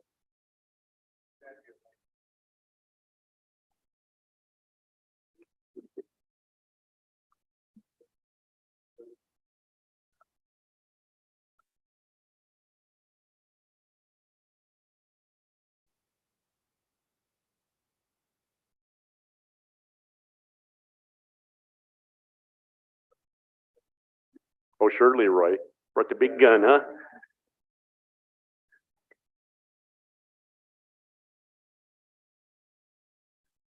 Well, good afternoon. Okay, good afternoon. It's Good afternoon. my pleasure to visit with you for a few moments. My pleasure to be with Leroy B. Big Gun. Leroy and I were visiting one day and we made an agreement that we thought that this issue was important enough to come back to the tribal council about and to try to bring some attention to this issue. And what we were talking about was the tribal resolutions, your priorities for addictions, mental health, and job retention. And when you think about those three resolutions, what those actions are telling us is that it's really, really important for the tribal population to have access to addictions treatment, access to mental health services, and just generally access to health care. Because what you want is you want a really healthy, vibrant employee base. And so we were talking about employee benefits. And one of the things that we concentrated on was the tribe's health insurance benefit. And I've mentioned this to you before. I think it was in the January quarterly. But Leroy and I did a bit of research. And so if you looked at the tribal employee base in October, and these are important numbers. So at the end of October, you had 1,173 employees, 1,173 employees. And only 266 of those employees signed up for health care. 266 out of 1,173, which is like 20% of your employee base is signing up for your health care benefit, which tells us something's up with that benefit.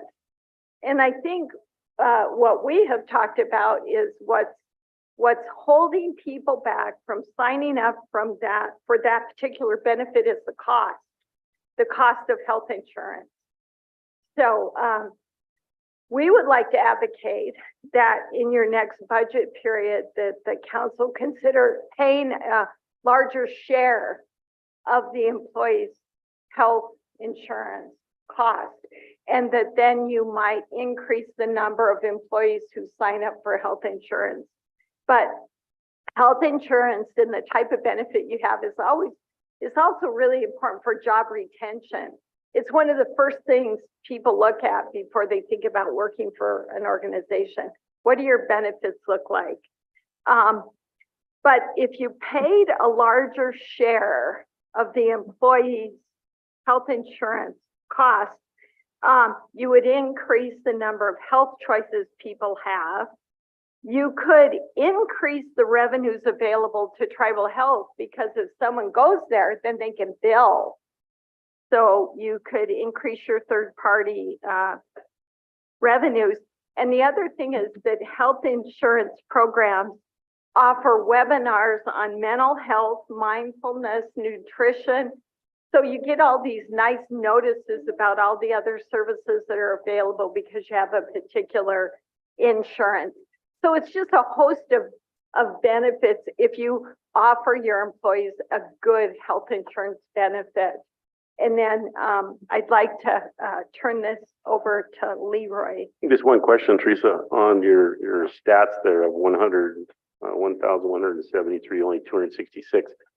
What is the, maybe you don't have it, but what is that? What is the pay? What is the salary of those 266 that are fully engaged? That I do not know. I don't know the average salary amount of those 266 who take the insurance, but I do know for that pay period that ended in October, your average hourly rate was $27.30 an hour for an employee. That was your average hourly rate, $27.30 for a tribal employee. Now, you mentioned before that the college provides kind of a full healthcare benefit package.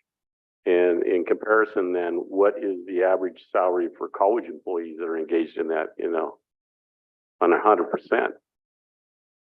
Well, the SKC, the best benefit SKC has is their health insurance. I'm going to use myself as an example. When I worked at SKC, I signed up for EHOP Basic, and it cost $636 a month. to the institution over there. I paid $0. I'm fairly healthy, so I didn't have to have an expensive program, but the point was that they paid 100% of my health insurance. So the way they do it presently, if I'm not mistaken, for two people, one or two, SKC pays probably $650 a month. That's what they contribute. And for a family, they contribute like $1,250. And then you have 22 programs to pick from. So an employee might know, oh, I'm going to take this family plan for $900 because we're all pretty healthy. At the same time, at the other end of the spectrum is an employee who's maybe dealing with a liver transplant. They take a plan that costs more and they pay a little bit. But over there, they offer at least 5 or 6 plans where the employees don't have to pay anything. And it's a great benefit. And they use the Federal Employees Health Benefit Program the same as you do, the same portal. So if they can offer health benefits at no cost to employees, so could you if you were able to plan for it budget-wise. But if only 266 employees are taking insurance out of 1,173, then that tells you there's something wrong with that benefit. And I got these figures from Ruthie. So, and Ruthie knows her stuff. Thank you. Go ahead, Leroy. When I was talking with Teresa about the healthcare, you know, I shared the examples of when I worked at gaming, there was Allegiance, and for my 5 kids, my wife and me, you know, I paid $100 a month, and that was for my vision, dental, my medical, life insurance, and accidental. And then when I left there to come here, picking my insurance, that was hard. I wanted to do the carryover, but the Cobra, it was like $2,000 a month. There's no way I can afford that. And my kids, they do get on HMK Plus, but you never know when that expires, when you got to re-sign up. So I'm always having to check with the dentist before I schedule their appointment, make sure they have their Medicaid. So my plan, I had to make sure I had dental for them, and then vision, because my kids, teenagers, don't want to wear glasses, they need contacts. So I had to research and dig into my benefit package. And for the same 7, I'm paying $400 a month, $4,800 a year, compared to when I was at SNK, where it was only $100 for the same thing. So that's what, coming with Teresa and come here, see if you guys can look into something different where it's more affordable. I do have a coworker that was gonna come, but had other arrangements for today. For one parent or a person of 1 pays $387, so almost as much as me. And I got 7 on mine.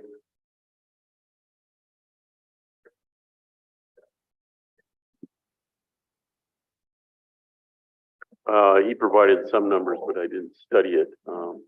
He handed me a sheet the other day, what a full benefit package would be for all of our employees, but it was a considerable sum of money.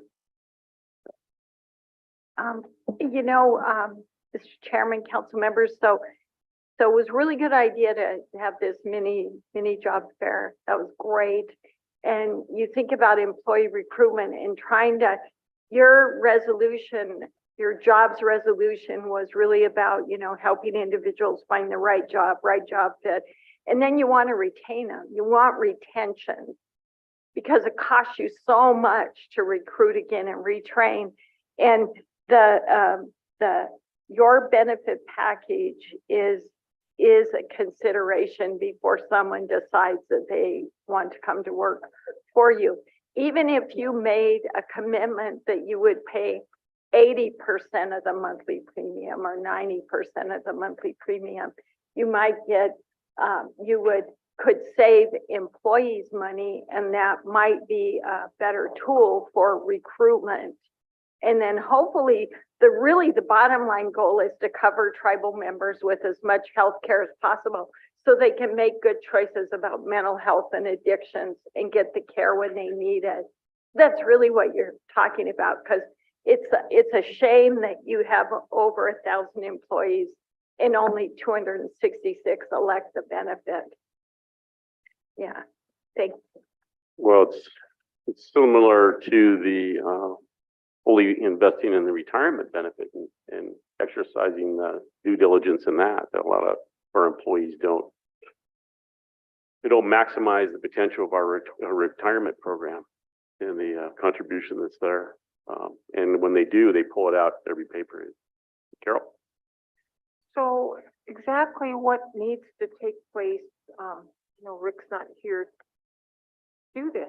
I mean, we take action today to proceed to, I don't know if you need to study it but fiscally there's an amount, we need to figure out the fiscal part. Oh, you got that?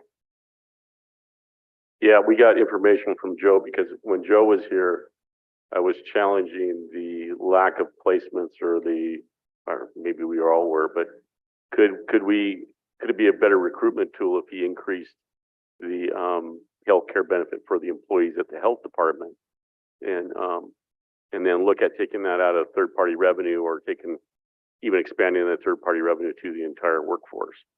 But at least as because we're losing out on getting pharmacists, we're losing out on this because we're just not attracting. So one way Teresa says it's an employment attribute that can be a recruitment tool, and it's measurable as far as that cost. So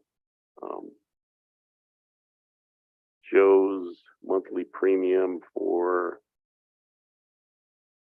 they don't have a head count in here. Oh,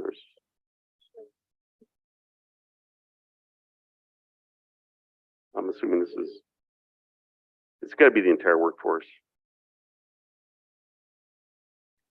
Monthly premium, looking at 5 million.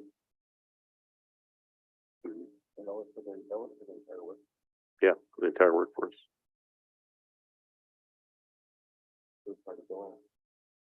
Could be. He's got another one. The bottom is 15. I don't know. You can look at it. Okay, but on the opposite side, and I don't know if we could figure this, but how much would you be gaining through third party? I mean, you'd get that back, right? It depends if they choose to use our services. When you have insurance, you can go anywhere, and so that's why I've been focusing on those things that people tend to use. That's worthwhile for them to use, like the tribal pharmacy, and maximize that for third-party revenue. So when I have my insurance, I have insurance. By golly, all my stuff usually comes through tribal health. That's who they're billing my insurance company, and that's third-party revenue. I could go to any pharmacy, but I go to tribal pharmacy because it's pharmacy. And now I'll even go to it more because we'll have one in Ronan. But the same thing, if we provide a good service and you look at those highest visitation uses that we have, pharmacy, dental, right? And so those are kind of what you'd want to maximize for third-party revenue. So that would be what I'd look at. Can I just finish? Yep. I forgot what I was gonna say. Oh, I'm sorry. Yeah, it was. Go ahead, Martin. Thank you, Mr. Chair.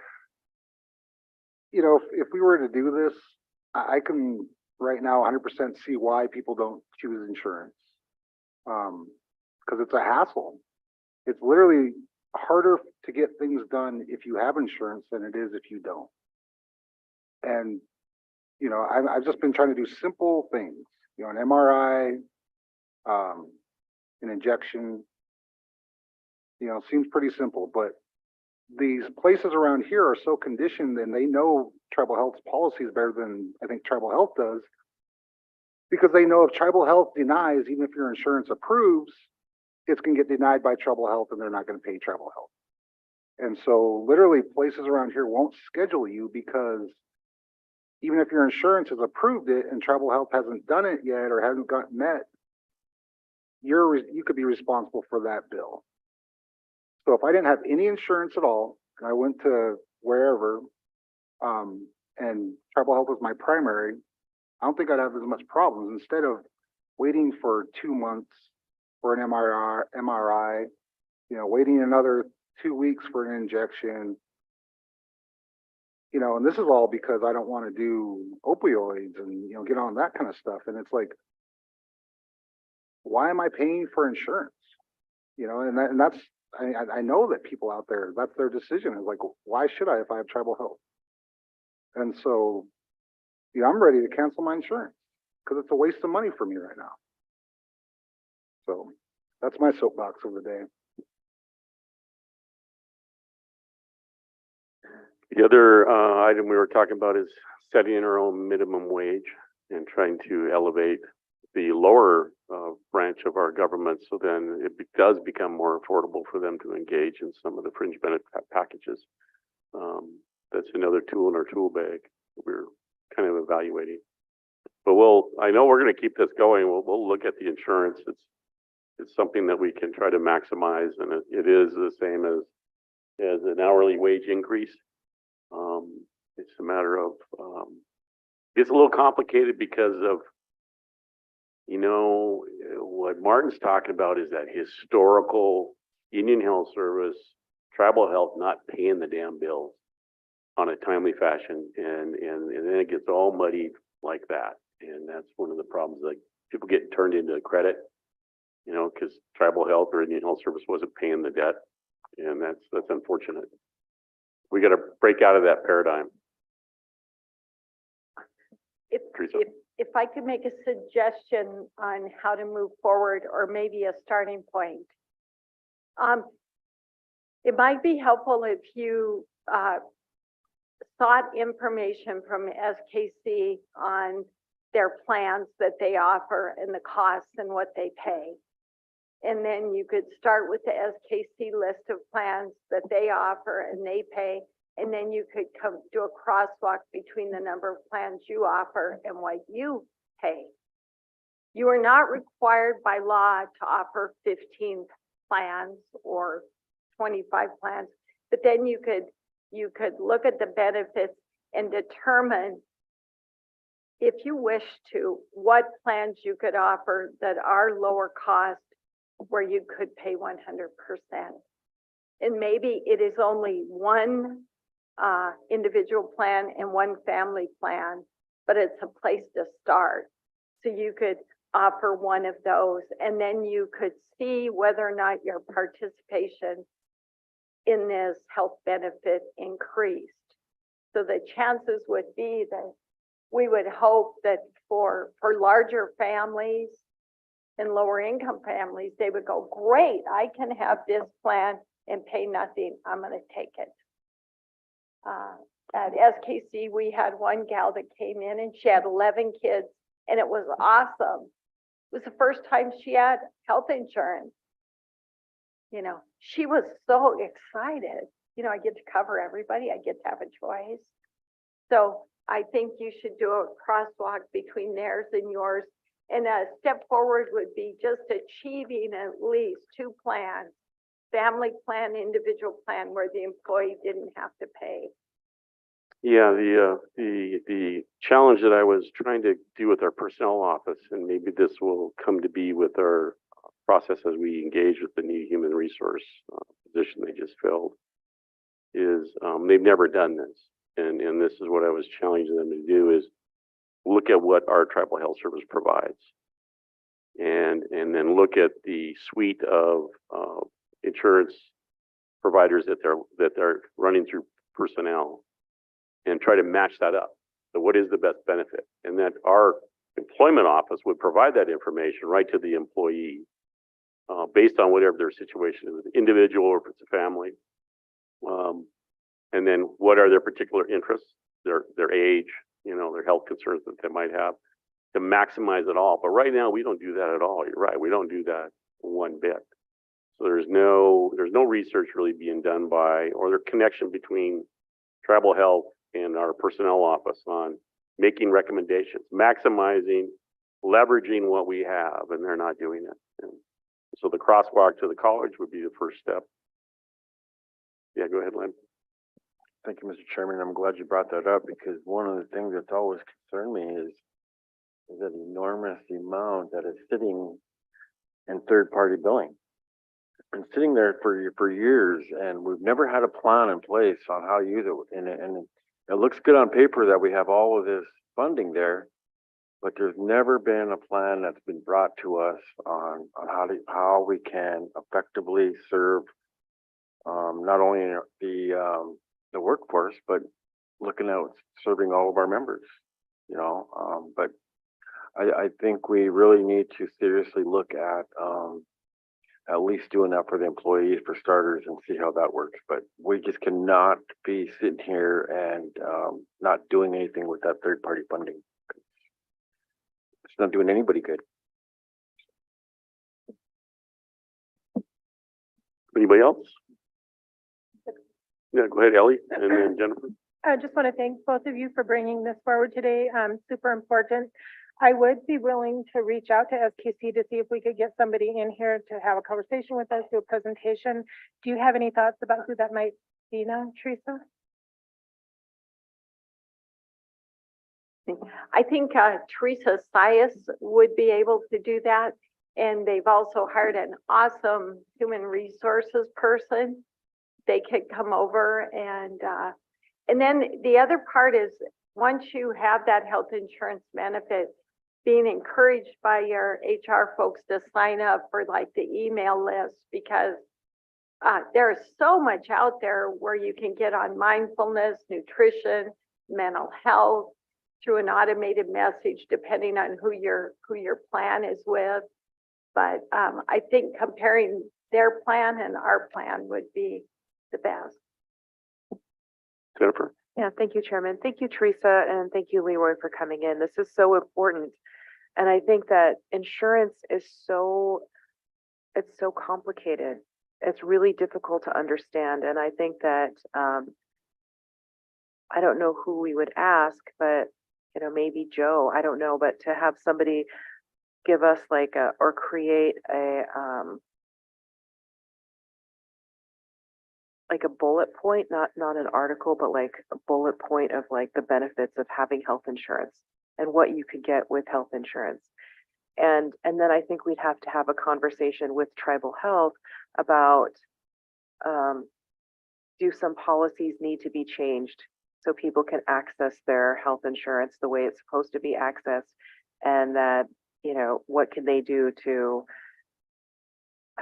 make it easier for tribal members to access services, whatever that is, and to get things paid for. And because it's so, even with tribal health, sometimes if you ask a question, you don't know, you ask the person, they'll say, I don't know. And you don't really know who to talk to for what you need. And that's something that tribal health really needs to fix. And but I just think this is really important. And some people have kids in college off their reservation and they want to provide health insurance for them. So there's a lot of different reasons why health insurance is really important. If you want to access a service that they consider non-life threatening, you could do that with health insurance more affordably.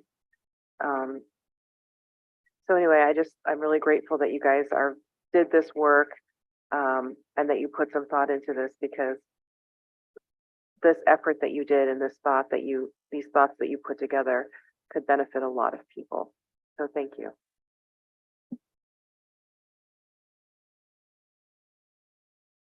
Carol, do you remember now? No. I was just looking on my pay stub and I pay $74 in insurance. Like, wow, that's a deal and a half. So, but that doesn't include anybody. That's just me, but still, it's enough. Wow. Can't believe it's that reasonable, but if the tribes took care of that, or at least 80%, that's really awesome.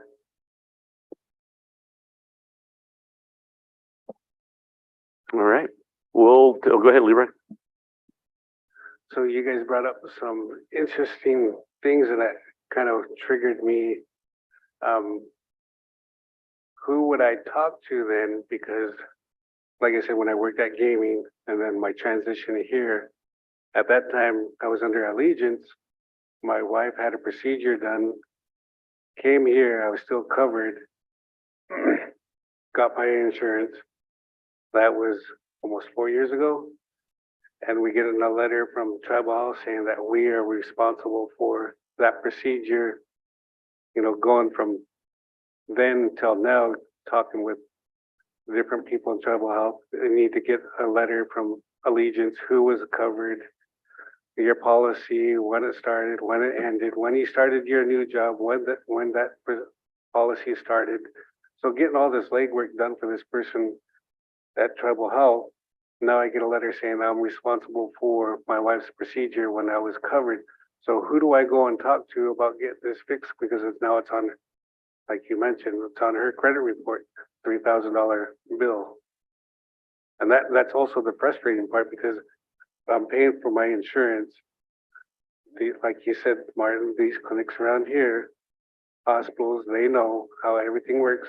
Yeah, then my bill should have went to my primary. then Leroy, whatever's this is the left. frustrating thing about it. This is why I just scream about Tribal Health is that, Tribal Health, we have, I think Leroy, Len said there's millions of dollars sitting in this account, third party money. Tribal Health is the payer of last result if there's insurance. So there shouldn't be any debt. There shouldn't be anything attributed that they should not be saying that you need to pay any damn thing. They should be paying it and making sure that there was insurance available, that they paid what you're paying your premium for, or what Tucknuck was or whatever. And then they're the payer of last result. There should not be any debt owed. That's the frustrating thing. That's where you get into this, credit thing, and it's just not. No, that's wrong. Yeah. Patty?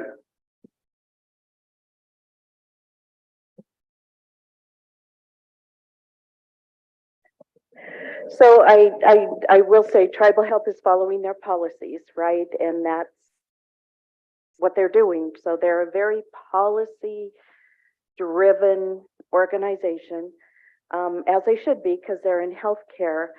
But I think what we're talking about is sovereignty and our ability to change those policies based on the wishes of government to serve our tribal members. And we're still operating very primarily on a set of policies that were developed by IHS years ago. And so they're going through a big policy review and development now that hopefully those things will change down the line. But a lot of them are based when we didn't have the money we have from third party now, right? We're in a different position to take control of our own healthcare now than we were 30, 40 years ago. And so we want to change to do that. So Leroy, come see me and I'll work with you on that issue. We'll go to Joe and see what we can do. And if I can recommend Chair and Council as our next steps, we might want to designate the Health Committee really to attack this issue. Because I think we're dealing with many different things across the board. So we've got personnel that handles the benefits. When I came a year and a half ago and had to choose benefits, they sent me to a website and there were 25, 28 different companies, all these different levels. And I spent probably a week researching, deciding, what I needed. I didn't have a spouse or a bunch of kids that I have to figure out what is the best plan. And every plan has a different cost. Now, CSKT is paying the majority of the cost. Carol said what she's paying for her plan monthly. There are some that are as low as $36 a month. So if we want to take control of our health care, I think it's exactly as Teresa said, we really generate what are those 5 or 6 plans that we would want to utilize. Personnel sends us to the state system with all of the plans that they negotiate. So we're not doing any negotiation for health plans right now, but if we are, we'd probably have to do what they call a formulary or an inventory, and then they would give us a bid on what that would look like. So it's a whole new process for personnel to kind of enter into. I'm not sure it's quite their expertise, so it may be partnering with tribal health to figure that out. But we can begin to make some recommendations, put some budget behind it, and kind of see what that might look like moving forward. It would be different. It's going to stretch people's skill levels and what needs to happen, but it would probably better serve our personnel and our tribal members. So one of the things you tasked Joe to do in the last health committee meeting was to come back with some thoughts and ideas about what does it look like if we buy insurance for every tribal member. So that's one of the other things that, you know, we're working on to kind of bring to you to see what that looks like. And you're right, that all of this is really, really complicated. Health insurance is so complicated today. Medical issues are complicated, and trying to blend them all together into a new system makes it even more complicated.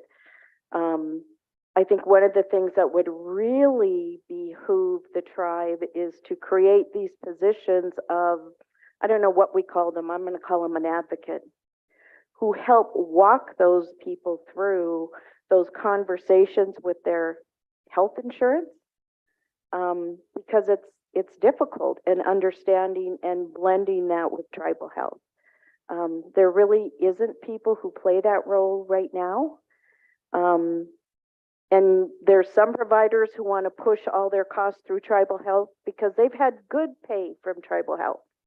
And they know the third party, they know what's coming, and they want to push it that way. And we have other providers who want to push their costs through the insurance. And so as a user of services, as we all are, it's just really difficult. Tribal Health does have a handful of people who knows the insurance world really well and helps navigate through that, but they're probably not handling every single patient that there is, because it's much larger than, it's just a much larger need that we would need to meet. I think we have some ideas on how to move forward, or at least what to begin to explore. And if we really wanted to focus on that being part of that health committee meeting, because this is all health, maybe we can figure it out.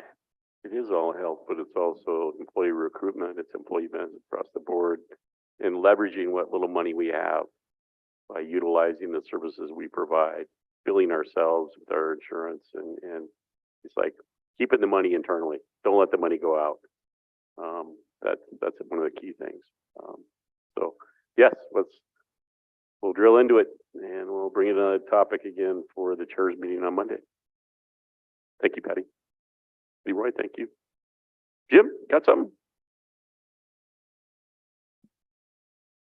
All right, close to Jim's heart. Some healthcare provider told you didn't have a heart? Yeah, they just loaned me one, you know. Anyway, I just want to, you know, I find it interesting that a lot of you know that I transferred a lot. I was out there in the bureau chasing grade, and I had many duty stations, and I had on occasion had to use my health insurance and the tribal health insurance that was available at the time. As an example, the Southeast Alaska Regional Healthcare, they call it SEARCH for short, they paid everything. I had insurance, but they didn't charge my insurance for anything. I had dental, I had everything. I moved to Billings, Montana. I transferred, and I had one occasion to go there, and I just wouldn't pay my deductible, so I paid it. And then I went to Phoenix, Arizona, or excuse me, Aberdeen, South Dakota. From there, I transferred, got a raise, and I went to a private dentist, and I made the mistake of not reporting it, so that cost me $800 and they wouldn't cover. So it's so erratic out there on the services. Then then I went to St. George and then transferred into Aberdeen, or excuse me, Phoenix, where I retired out of. I had to go in for some dental work at the Indian Health Service Hospital, and I was prepared to pay it. I had my insurance card and all that stuff in my checkbook just in case, and went in there. They took care of the procedure and never did get a bill. So I'm wondering, something's working out there. Are we visiting some of these places and to find out if there is a way to reduce the complications? Where'd you go? I'm just curious. I think there's something out there that's working, but I didn't hit them all. But I was very pleased to be able to utilize my insurance. But it was also, and then when I came home, I only had one incident here. And I went down and I watched this guy, and I was really irritated. Went past Kevin's office when he was still there, and I went in the back room. I know there was a $500,000 budget for people that had problems paying, tribal members who had problems paying their bill. Because I know some of them went to collections because they couldn't do it. And that's sad when that occurs. But I went back there and there was this guy sitting over in a corner. He was an Indian Health Service employee. And I went in and I said, I'd like to be able to challenge this. It's an $80 bill, I think it was. And I said, I don't really feel it necessary to pay that. I could have. So I was just going to challenge it. And they said, we can't do that. I said, don't you have a budget already that can cover those discrepancies? I never got an answer. This guy over in the corner, there were stacks of files, stacks, in front of his desk. And she went over there and she said, this is Mr. Steele. This is the date of birth, blah, blah, blah. Oh, well, his file would be in that pile, July or August. So they grabbed that file. He went back to her desk. And eventually I went by Kevin's office and I said, sorry, I'm out of here. I'm going to go pay myself. I'm this tired of this crap. Couldn't afford it at the time. But I eventually got it paid. If I'm frustrated and I already got the situation sort of in control, we got these other folks out here that don't know how to manipulate that process.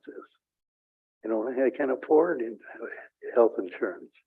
I'll tell you right now, I'll be very honest with you. I won't go to tribal health for any kind of medical. I have my own doctor. I refuse to go there, except for dental and pharmacy. That's it. I hate to say it, but I don't trust them. Anyway, I said my piece. Now I'll shut up and go to my little desk and go wash my dish. Thank you, Jim. Any other, go ahead, Jennifer. Thank you. I think it would be, along the lines of this conversation, I have always thought it would be really helpful for tribal health to have a brochure for what services are offered, who qualifies for what services, because some services are for tribal members only, and who you talk to. And not everybody has the internet, but I think it should also be online, part of because I look up everything online, but my parents don't. So it has to be in both. But if you had some kind of a document that you would look at, say, I have a question about billing. Who do I call? What's their extension? Who do I ask for? Rather than calling the front desk and they're like, you want to know who you need to talk to for what, and what services you can get, and who you talk to for those services. I just think that some kind of a brochure, so you have it in your hand, it's a piece of paper for people who need that, or it's online and you could just email them directly from the website. Or if you're in the hospital with an emergency and you need that right now, the hospital could email that person directly. You could give them their name. And then I just think that would make it so much easier. It could be in an app, it could be on a website. There's just so many ways that information can be made more accessible to the users. We'll bring that up at the health committee. I think you might have. Yes, go ahead.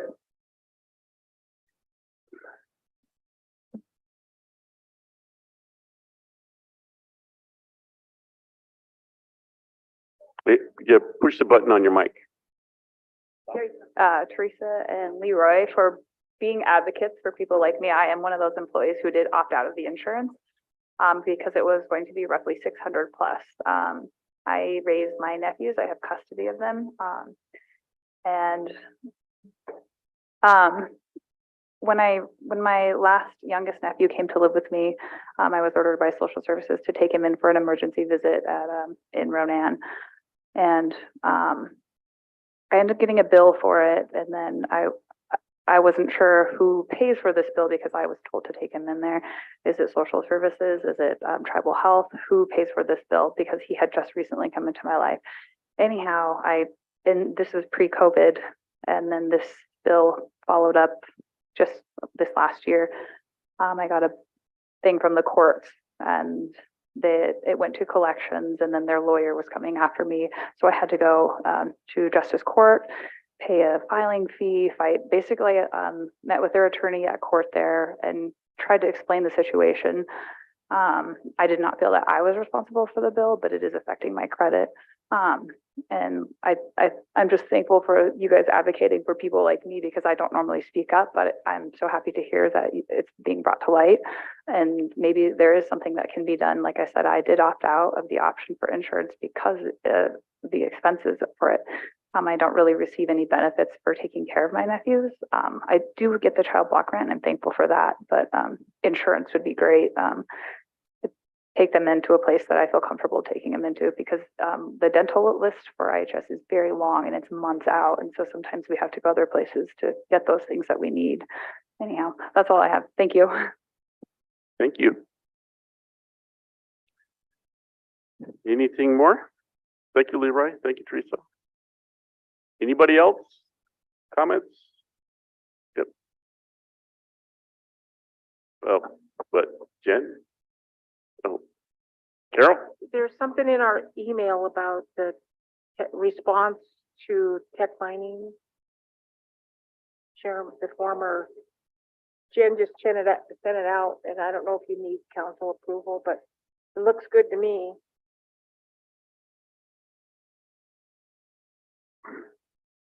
Look under Jennifer.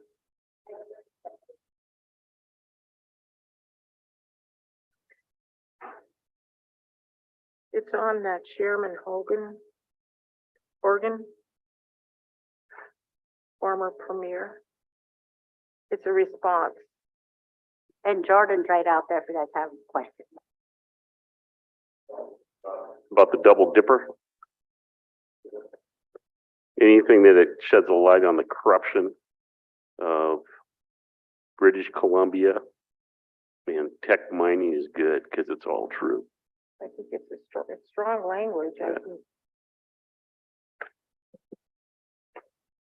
Yeah, looks good to me. You see it? Everybody? Good? Can I let her know that it's a goal?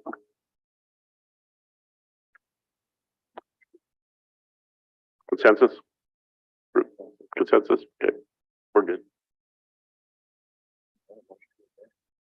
Motion by Land to adjourn. We are adjourned. Thank you all. Good meeting. Thank you for your support. Good job. We're ready to start spring. Have a good Easter. Find those colored eggs. It's gonna snow next week. That's right.